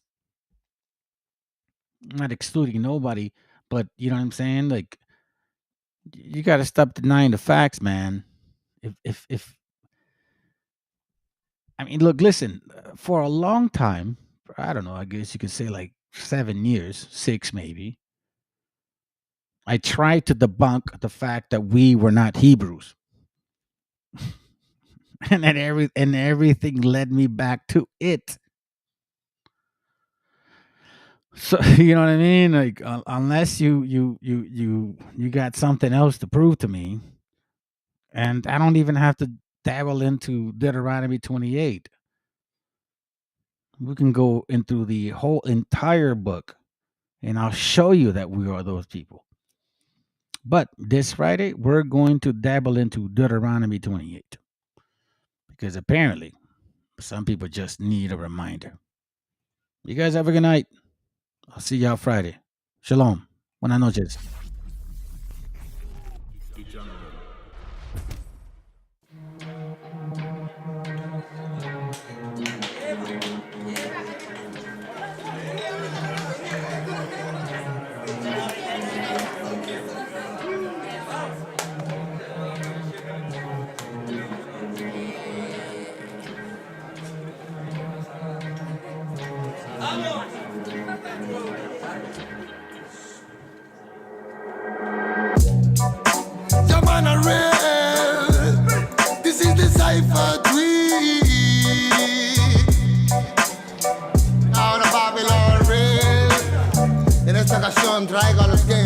gangsters de la zona. Y vengo con la familia gang, ¿cómo dice? Llaman al rey. Traigo el mensaje puro y crudo para el momento. No palabras vanas que rompen los sentimientos. Lucharé y derribaré los muros del lamento. Pídeme pues te daré los sueños que están muertos. Nunca el demonio dio mensajes de amor, pero tampoco los dio el ángel que nos abandona. Quizás miremos diferente el reloj, pero tu cielo es el infierno donde el amor murió. Political violence, criminal silence, physical redemption hasta que acabe el baile. Typical style, musical fraile. Muchas las promesas las que se han llevado al aire. Love and love and love, siente verdad como doy mi corazón.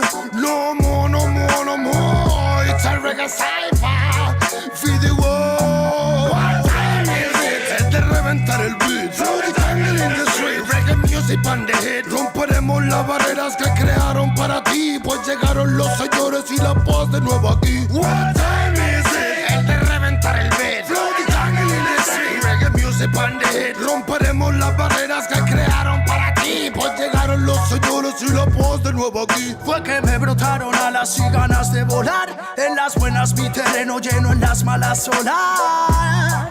Un muro que decorar, mis hermanos me sirven de guía, mi estrella polar.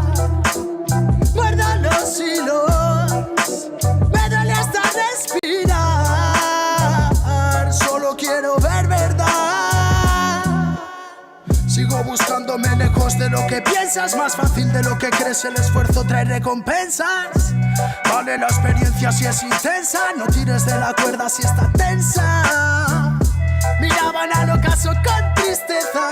Las estrellas devolvían con grandeza su mirar. Nos vimos floreciendo en la maleza. La belleza de las piezas y comienzan a encajar. What time is it? Es de reventar el beat. Throw the tangle in the street. Reggae music on the hit. Romperemos las barreras que crearon para ti, pues llegaron los señores y la paz de nuevo aquí. What time is it? Es de reventar el beat. Throw the tangle in the street. Reggae music on the hit. Romperemos las barreras que crearon para ti, pues llegaron los señores y la paz de nuevo aquí. 51, 52, con un micro de bambú, más vueltas que Passepartout. Me siento en la old school. It's magnetic kung fu, it's a reggae magnatur. Por las almas sonrientes que acompañan a Zazú. En bambalinas y balú, son rimas de menú, no salidas de Benur, pero calidad y del sur. Homie, always lonely, but I feeling like a gangsta. 52, 53, a mí sí me ves venir, por eso me llaman King, ese fue mi devenir. De marchar o seguir, nunca tuve que elegir, la music me eligió a mí, no tengo nada más que decir. Saifa, Puniga, Loba, Grimble, Fire, Killaman, Smoker, Chusta, Feel Light, Rasta, Child Metal, Kimanes, Original Reggae, Saifa again. Interna en la villa del pingüino, entre los Kalin en la antena y los que se encuentran dormidos zarandeas tus emociones cual barril de vino, cosas feas quizás en tus ideas, pero aquí no, yo no atino, disparo sin mirar a todo aquel vampiro que el diente quiera hincarme, bro. Si lo digo, no es para pensar, sino para aclarar lo que de siempre estás pensando.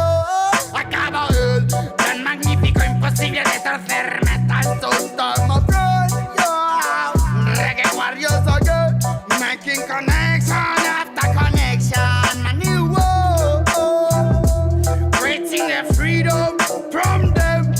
Me more. Why is Amazon?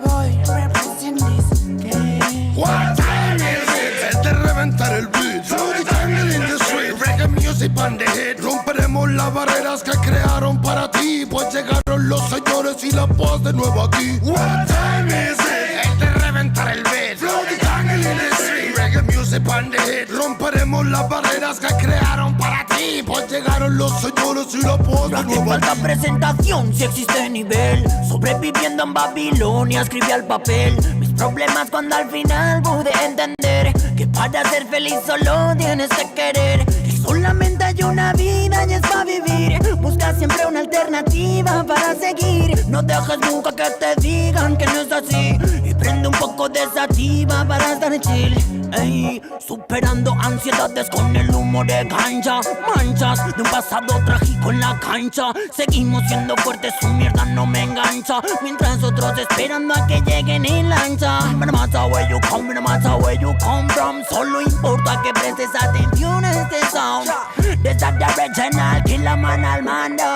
Oh, na, na, na. Mira, soy un warrior, sonido legendario. Disfruto cada segundo cuando me subo al escenario. Tengo fuego en los labios, sigo cual mercenario. Pasos de gigante y cora revolucionario. Siento que es necesario, suena el reggae en los barrios. Para que cale el mensaje y para salvar a los más sabios. Entre mi imaginario, que cheques bancarios. Si vienes con la mala vibra, mejor bro, cambia tu itinerario. Ya, ya, ya, ya, ya. Cuando ruge el león suena la música real. Venimos con el ya, ya, ya, ya, ya. Sonido de guión es el sonido original. Ya, ya, ya, ya, ya. Reggae de corazón es el que se hace en unidad. Ya, ya, ya, ya, ya, ya, ya, ya.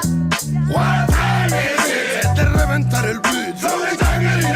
Reggae music on the hit. Romperemos las barreras que crearon para ti. Pues llegaron los señores y la paz de nuevo aquí. What time is it? Es de reventar el beat. Reggae music on the hit. Romperemos las barreras que crearon para ti. Pues llegaron los señores y la paz de nuevo aquí.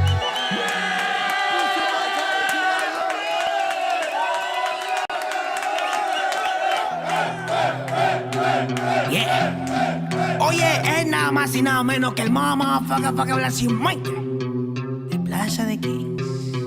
Estos bebés son Big Papo, dude. No sean rebeldes, deje el revolú. Yo no me quede, yo me hospede junto a Belzebú. No me remete, plebe, no soy leve como tú. Si hay algo que no muere, eso es el hip hop, Perú. Y para estos pericos te traje una chica perica. Atrás te voy a mostrar como dos monstruos rap trafican. No trate ni trepe, solo trote, señorita.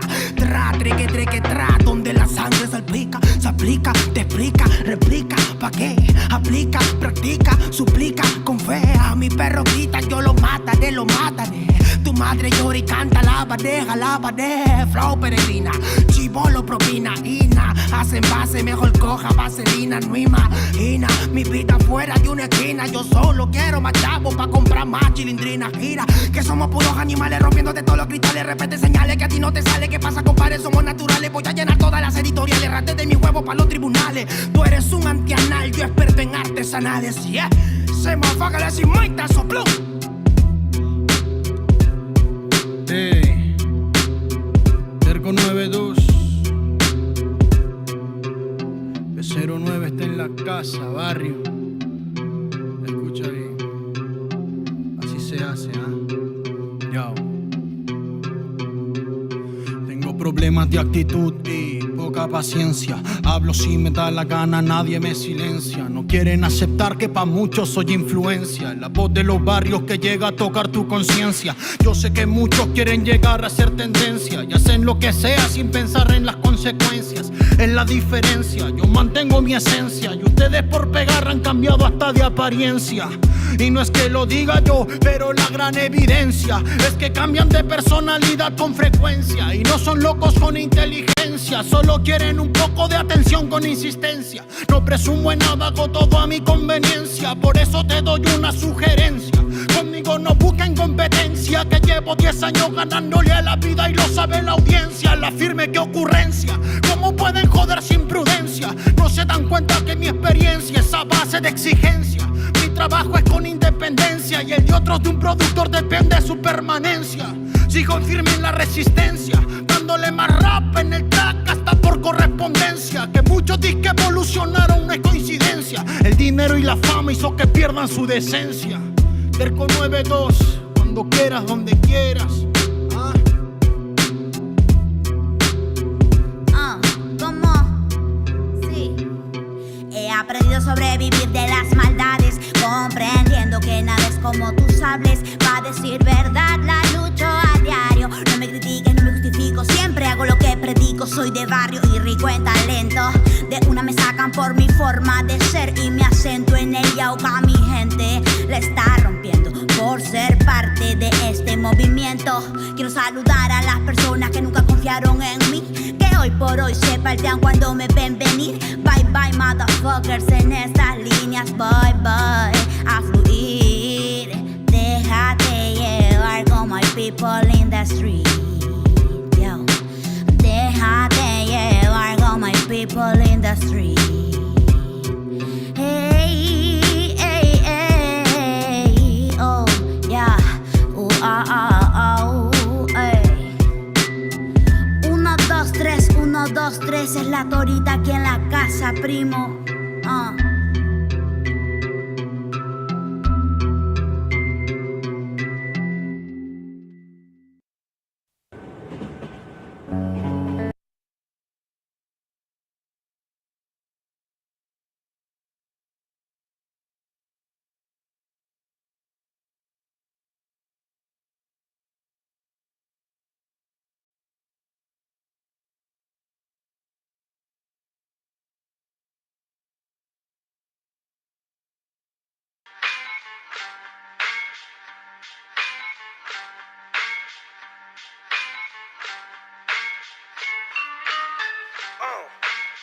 En la Plaza de Reyes, Black 50, Soplón.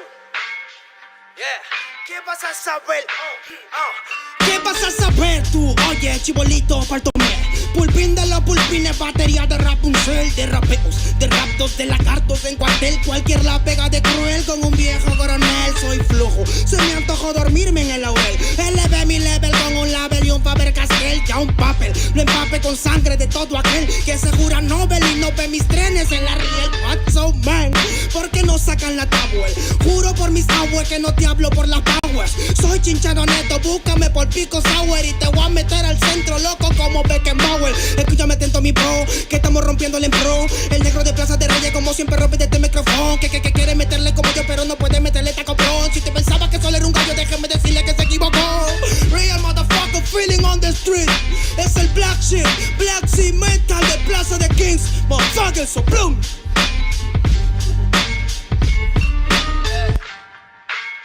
Nero Luigi, man, desde Peña, a la victoria, para que sepa. Incas Mo, Money Gang, gang, yeah, yeah, Yo también he llorado, gente. También me han desplazado por mi rasgo afrodescendiente. Sí, un perro no habla pero siente. Cuento historias callejeras pa' barrios de delincuentes. Soy un perro que te ladra, que te muerde y que te huele, nene. Soy más que Lele, ustedes para mí son pelele. Con mi jauría todo el día en busca de los cheles. Tengo un perro en fiscalía que nos mueve los papeles y otro en la comisaría para evitar el susto. Muchas veces me han llevado por solo como luzco.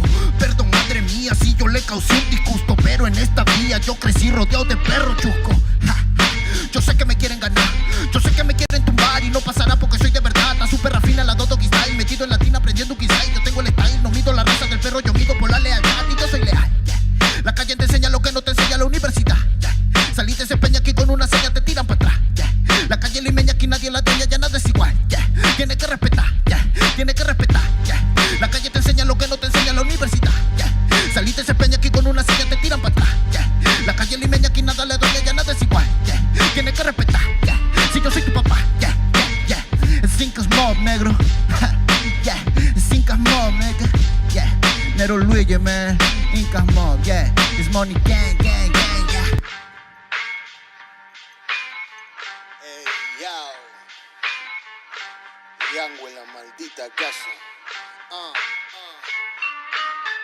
Me llaman pa' que les dé al menos una vez al mes. Se metieron al lago y olvidaron que era el mes. For everybody bless. La fama es una puta, me está llamando a las 3. Dile que llame después de las 16 y 25. Volví de la infancia de Abraham Lincoln. Con fuerza ya inco, luchando para salir del rincón. Letra callejera en CD brinco.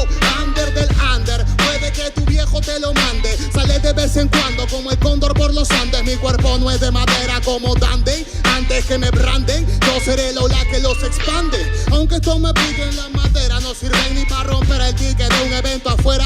Loco por la carrera, desafían la gravedad. Yo espero tras la barrera y llego con la novedad. Niña, tú solo espera que ya encontré la manera. He visto bastante por querer lograrlo saltando escalones dentro de la escalera. La vida me puso al depósito, yo soy de púlpito pa' que el mundo conociéramos de esta parte mejor intérprete que ha parido esta cordillera. Sin luz afuera, que el espectáculo es dentro. La calle es mi templo, tiembla el pavimento cuando yo me concentro. Mis disparos son temas, la calle un poema se siente desde cuando entro. Y a toditos estos drogaditos que creen que rapean, yo regreso al centro de mi balcón. Yo he visto el clown de clown en la misma gestión, pero a la malla no llega el balón. Y para esta pantalla no soy el patrón. Yo ya me sé la cuestión y doy fe por cada renglón. Consciente de la operación del final de Mbappé con la edad de bufón. De Young en la maldita casa, Plaza de Rey y papá. El Nero Luigi, Black Cemental, hip hop peruano, rasgo en la maldita base.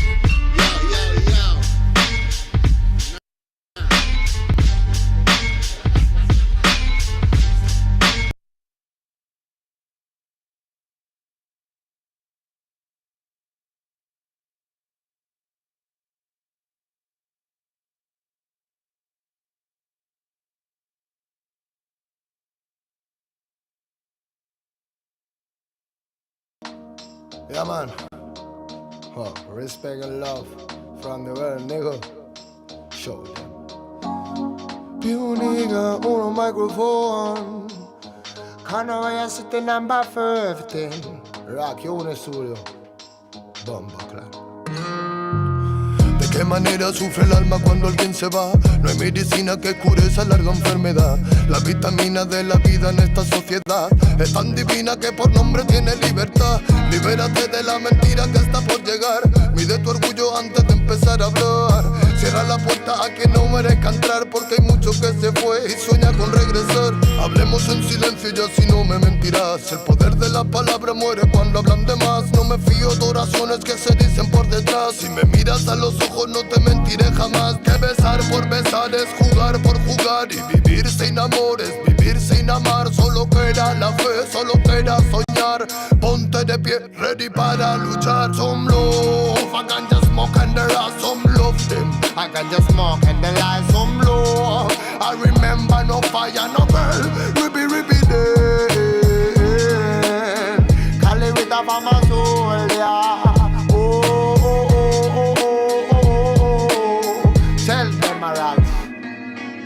¿De cuánto tiempo hablamos cuando hablamos de querer? Si la mitad lo malgastamos solo en comprender. ¿De qué manera es más fácil aprender? Que nacemos para ganar y morimos al perder. No puedo dejar de animarte, que cuando te caigas debes levantarte.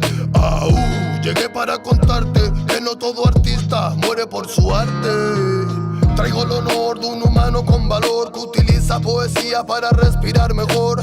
Escribo prosa para vengar al amor y recuerda aquella rosa que tiraron al contenedor. ¿Dónde se quedó el amor?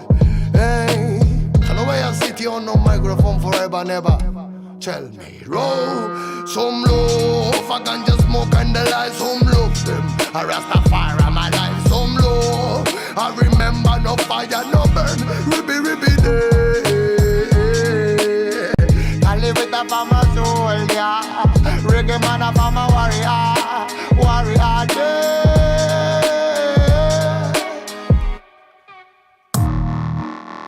Not a really thing. Oh, yeah, man. Si se piensa que la música es un juego, lo lleva claro, hermano. Desde España, internacional, bomba, clack, you, Lego. Not really easy. No. Pure nigga on a microphone. Hey, tell us any tree. Tell if I'm a Rasta, feeling on my sin. Hey, more love.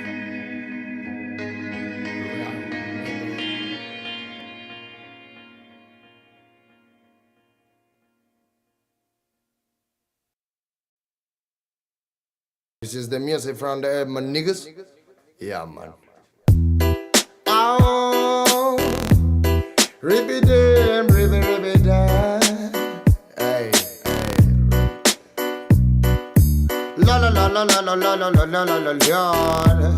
You man a tribute from Black Uhuru Ray. Hey. Broken microphone, mystic lover sound, a dream of soul. Will my head alone, living in Zion, but Babylon. Broken microphone, Mystic lover sound, the dream of soul. Reel my head alone, living in Zion, but Babylon.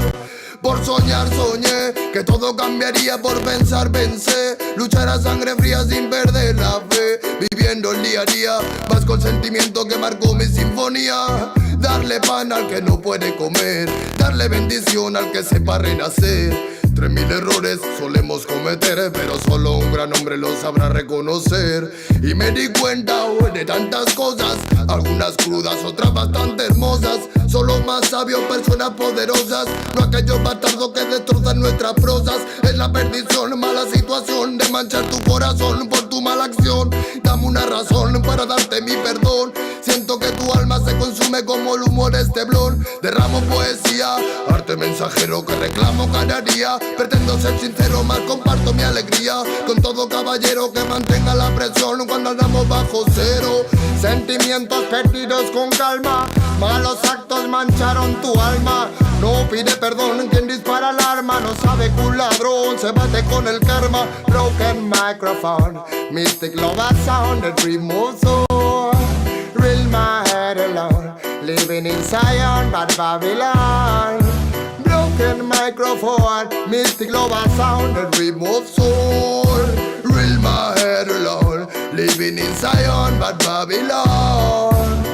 One I can get respect from Volumen 8. My niggas on Volumen 8, this is key on the studio respect. Alright.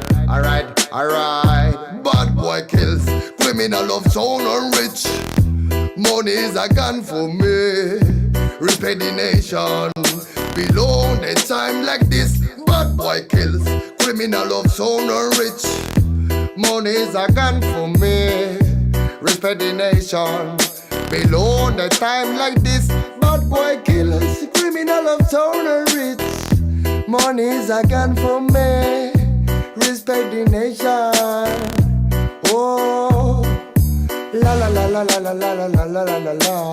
When I got just smoking from the studio of the on. And when I can just your nigga on the floor. When I live a sound. Oh them, ah. Bye bye rhythm, bye bye sound in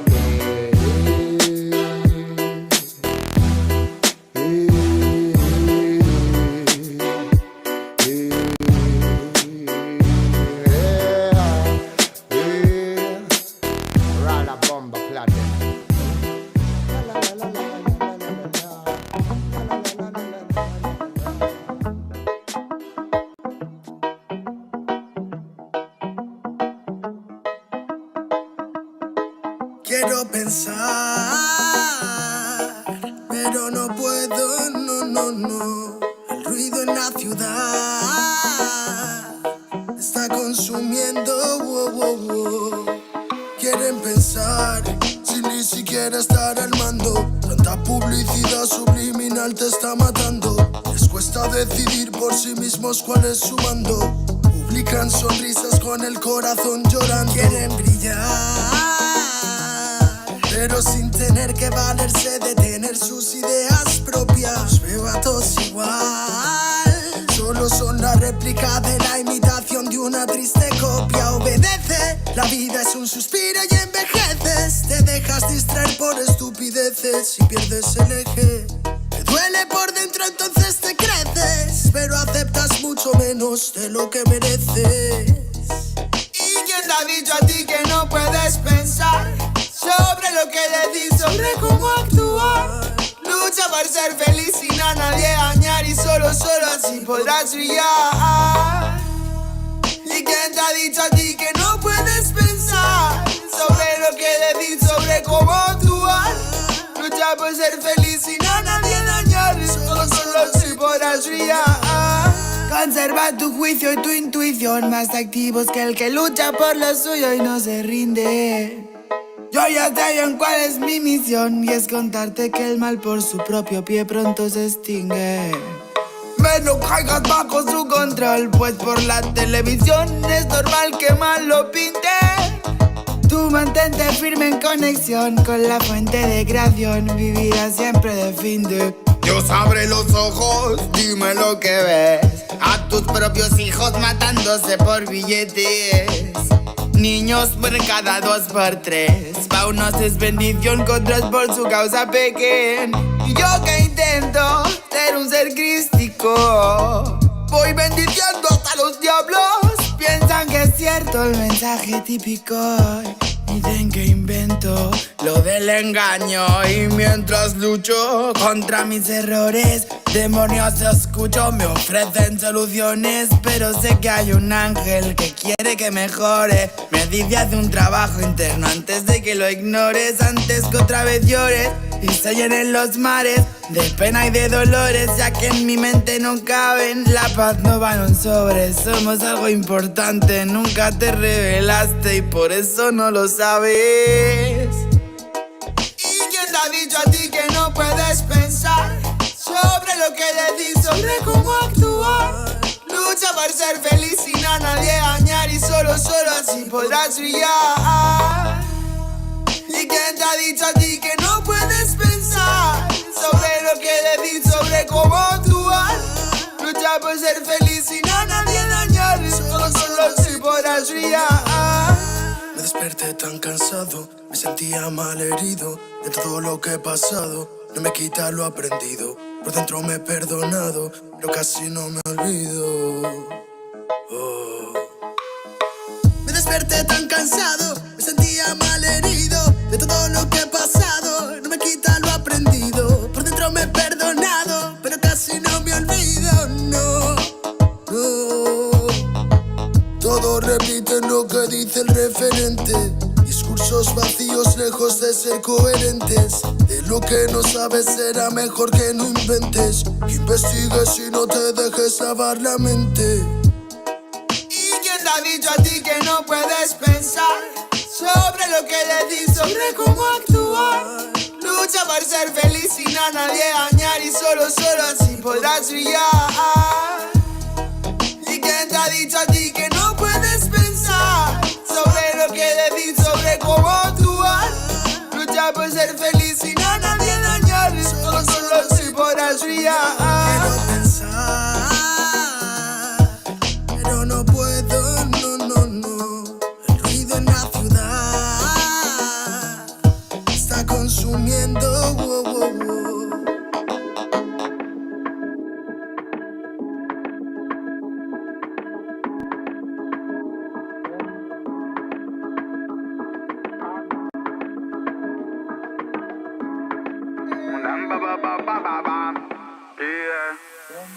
Viven huyendo de la envidia como los niños en Siria de la bomba que le manda el Pentágono. Y todo el día, mamá mía, keeping it mood, that's so real. Love was man, I never fear, never, no. La travesía de la vida más que misericordiosa, y nuestra prosa siempre vaya a favor, no. Tú podrás por mierda traicionar a tu familia, matar tu bra sangre si vos sabías, pero yo no. Familia, es el que está a la mínimo. Familia, con almas cristalinas. Familia, Rastafarian familia, Magna Boy son familia, ya no maniga. هوا ديالي شو من حالي وشو من حالي، هاللي بالك ربي كبير وربي عالي، واللي جاي يديني اليوم وباغي سالي، ربي يغفر لي ولا دراري. هوا ديالي شو من حالي وشو من حالي، هاللي بالك ربي كبير وربي عالي، واللي جاي يديني اليوم وباغي سالي، ربي يغفر لي ولا دراري. Tuve un sueño donde no había amor, se perdía el color de una flor, se marchaba lentamente con el sol en el horizonte. Pude hacer algo para calmar en mi dolor, y es por eso que le pongo flow, viviendo alto siempre. Burruco bimba, y es que todo por la familia. Burruco bimba, y es por eso vengo a bendecir. Burruco bimba, y es que todo por la familia. Burruco bimba, y es por eso vengo a bendecir. Familia, es el que está a la mínimo. Familia, con almas cristalinas. Familia, Rastafarian familia, Magna Boy son familia, ya no maniga. magna, super escalón, subiendo a nuevo escalón. Metallic in the salon, esquivo like si de Stallone. Esos tics van del palo, pero bitch no rascan balón. Aunque me enrollo nada, cáñamo, nunca me paro. Aunque van tras de mí, no se pueden medir. Buscan el elixir, está metalizado. Y es que yo soy así, no van a descubrir sexy flow y skill con este descaro. Si familia necesita de ti, fíjalo. Por Connection Antarctic Field, dígalo. A mi Nadigeria du Paris, día yo. Los magnates han llegado, están aquí, píalo. Para soportar el dolor como no imaginas. Es la vida en ámbar. Aunque creas que no puedes tú solo con la movida. Yo llevaré tus bambas. Familia, familia. Fighting the hate and the media. Familia, familia. It's original, man. Familia, familia. Fighting the hate and the media. Familia, familia. Yo soy un rocket, ellos abrilia. Con los míos siempre se lo baila. Menea melena, remueve la vaina. Aunque agarre fuerte el fruto para que no se caiga. Son los magna de boss final. Con los míos siempre se lo baila. Menea melena, remueve la vaina. Aunque agarre fuerte el fruto para que no se caiga. Son los magna de boss final. Disparo a millas sin mirar y sin mirar, sin asimilar que es la puta herida de tu vida hurgo. Los manates, la chatarrilla hacen pa' pillar, piltrafillas, tres donos nos pilla y se va con la furgo. Te hará falta una pedicura y una cura, si se apura, quizás llega la locura de mi turbo. Dale vueltas a las partículas, deja ya la mandíbula quieta que sola llega a Luxemburgo. Niño, prepara la compota que la pera pata. Pero vinimos a mejorarla. Pa' hablar por mi familia y tengo autoridad. Saben que no puedo cagarla. Y poner ritmo y los manos les tocan cuatro patas. ¿Quieres esa vaina para probarla? Todo aquel en el party donde se gata. What the fuck, what the girl, what an alma. Vivimos muriéndote la envidia como los niños en Siria de la bomba que le manda el Pentágono. Y todo el día, mamá mía, keeping it mood, so real. Lo es man, never fear, never, no. La travesía de la vida más que misericordiosa. Y nuestra prosa siempre para allá fabono. Tú podrás por mierda traicionar a tu familia, matar tu bro, sangre, fiapo, sabías, pero yo no. Familia, familia, es el que está a la mínimo. Familia, familia, comparte almas cristalinas. Familia, familia, Rastafarian familia. Familia, familia, Magna Boy son familia, ya no maniga. Bombo cry, sing it, sing it, sing it, sing it, cross the line on them. Warrior, vengo con los míos, Magna Gate, while I fire them.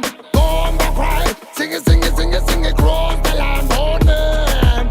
Warrior, vengo con los manas, esa gate, while I fire them. I couldn't stop, shut up on the microphone ballad. And let's smoke the marijuana, psycho Buddha bombo clap. Bang bang in the street, fire burn it, fill it with. Rasta man, I want Illuminati, play the kill. Stop, shut up on the microphone ballad. And let's smoke the marijuana, psycho Buddha bombo clap. Bang bang in the street, fire burn it, fill it with. Key Cray is a king, Magnus thing. Nobody, no kill them. In a crazy style. Chale, no fire them. It's a Rasta ganja. Nobody, no kill them. it's a crispy style. Tally, the fire cream. It's a Rasta ganja. Familia, Rasta chai is familia. Key Cray is familia. Familia, you nego is familia. Familia, Sico, Key Magneto, familia. Familia, Es el que está a la mínima. familia, Comparte almas cristalinas. Familia, Rasta Zion familia. Magna Boy que te aplasta, nego.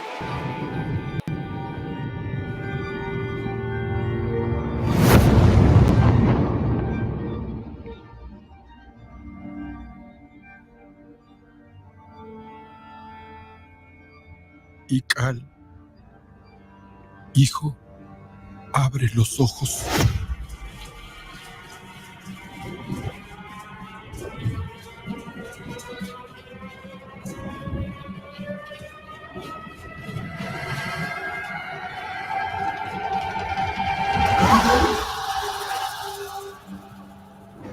Tu cuerpo se queda con nosotros, pero tu espíritu debe seguir.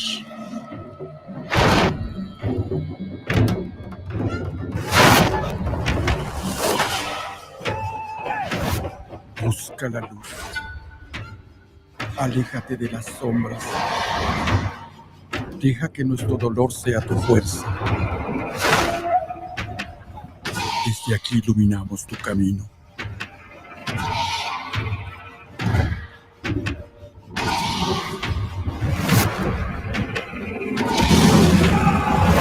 Lucha como nosotros ante esta pena tan grande.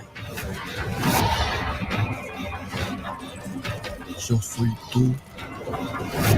Tú eres yo.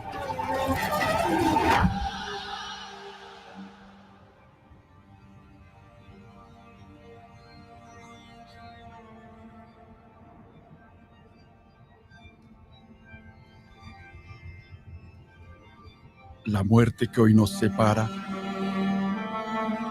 mañana volverá a unirnos. Eres libre, hijo.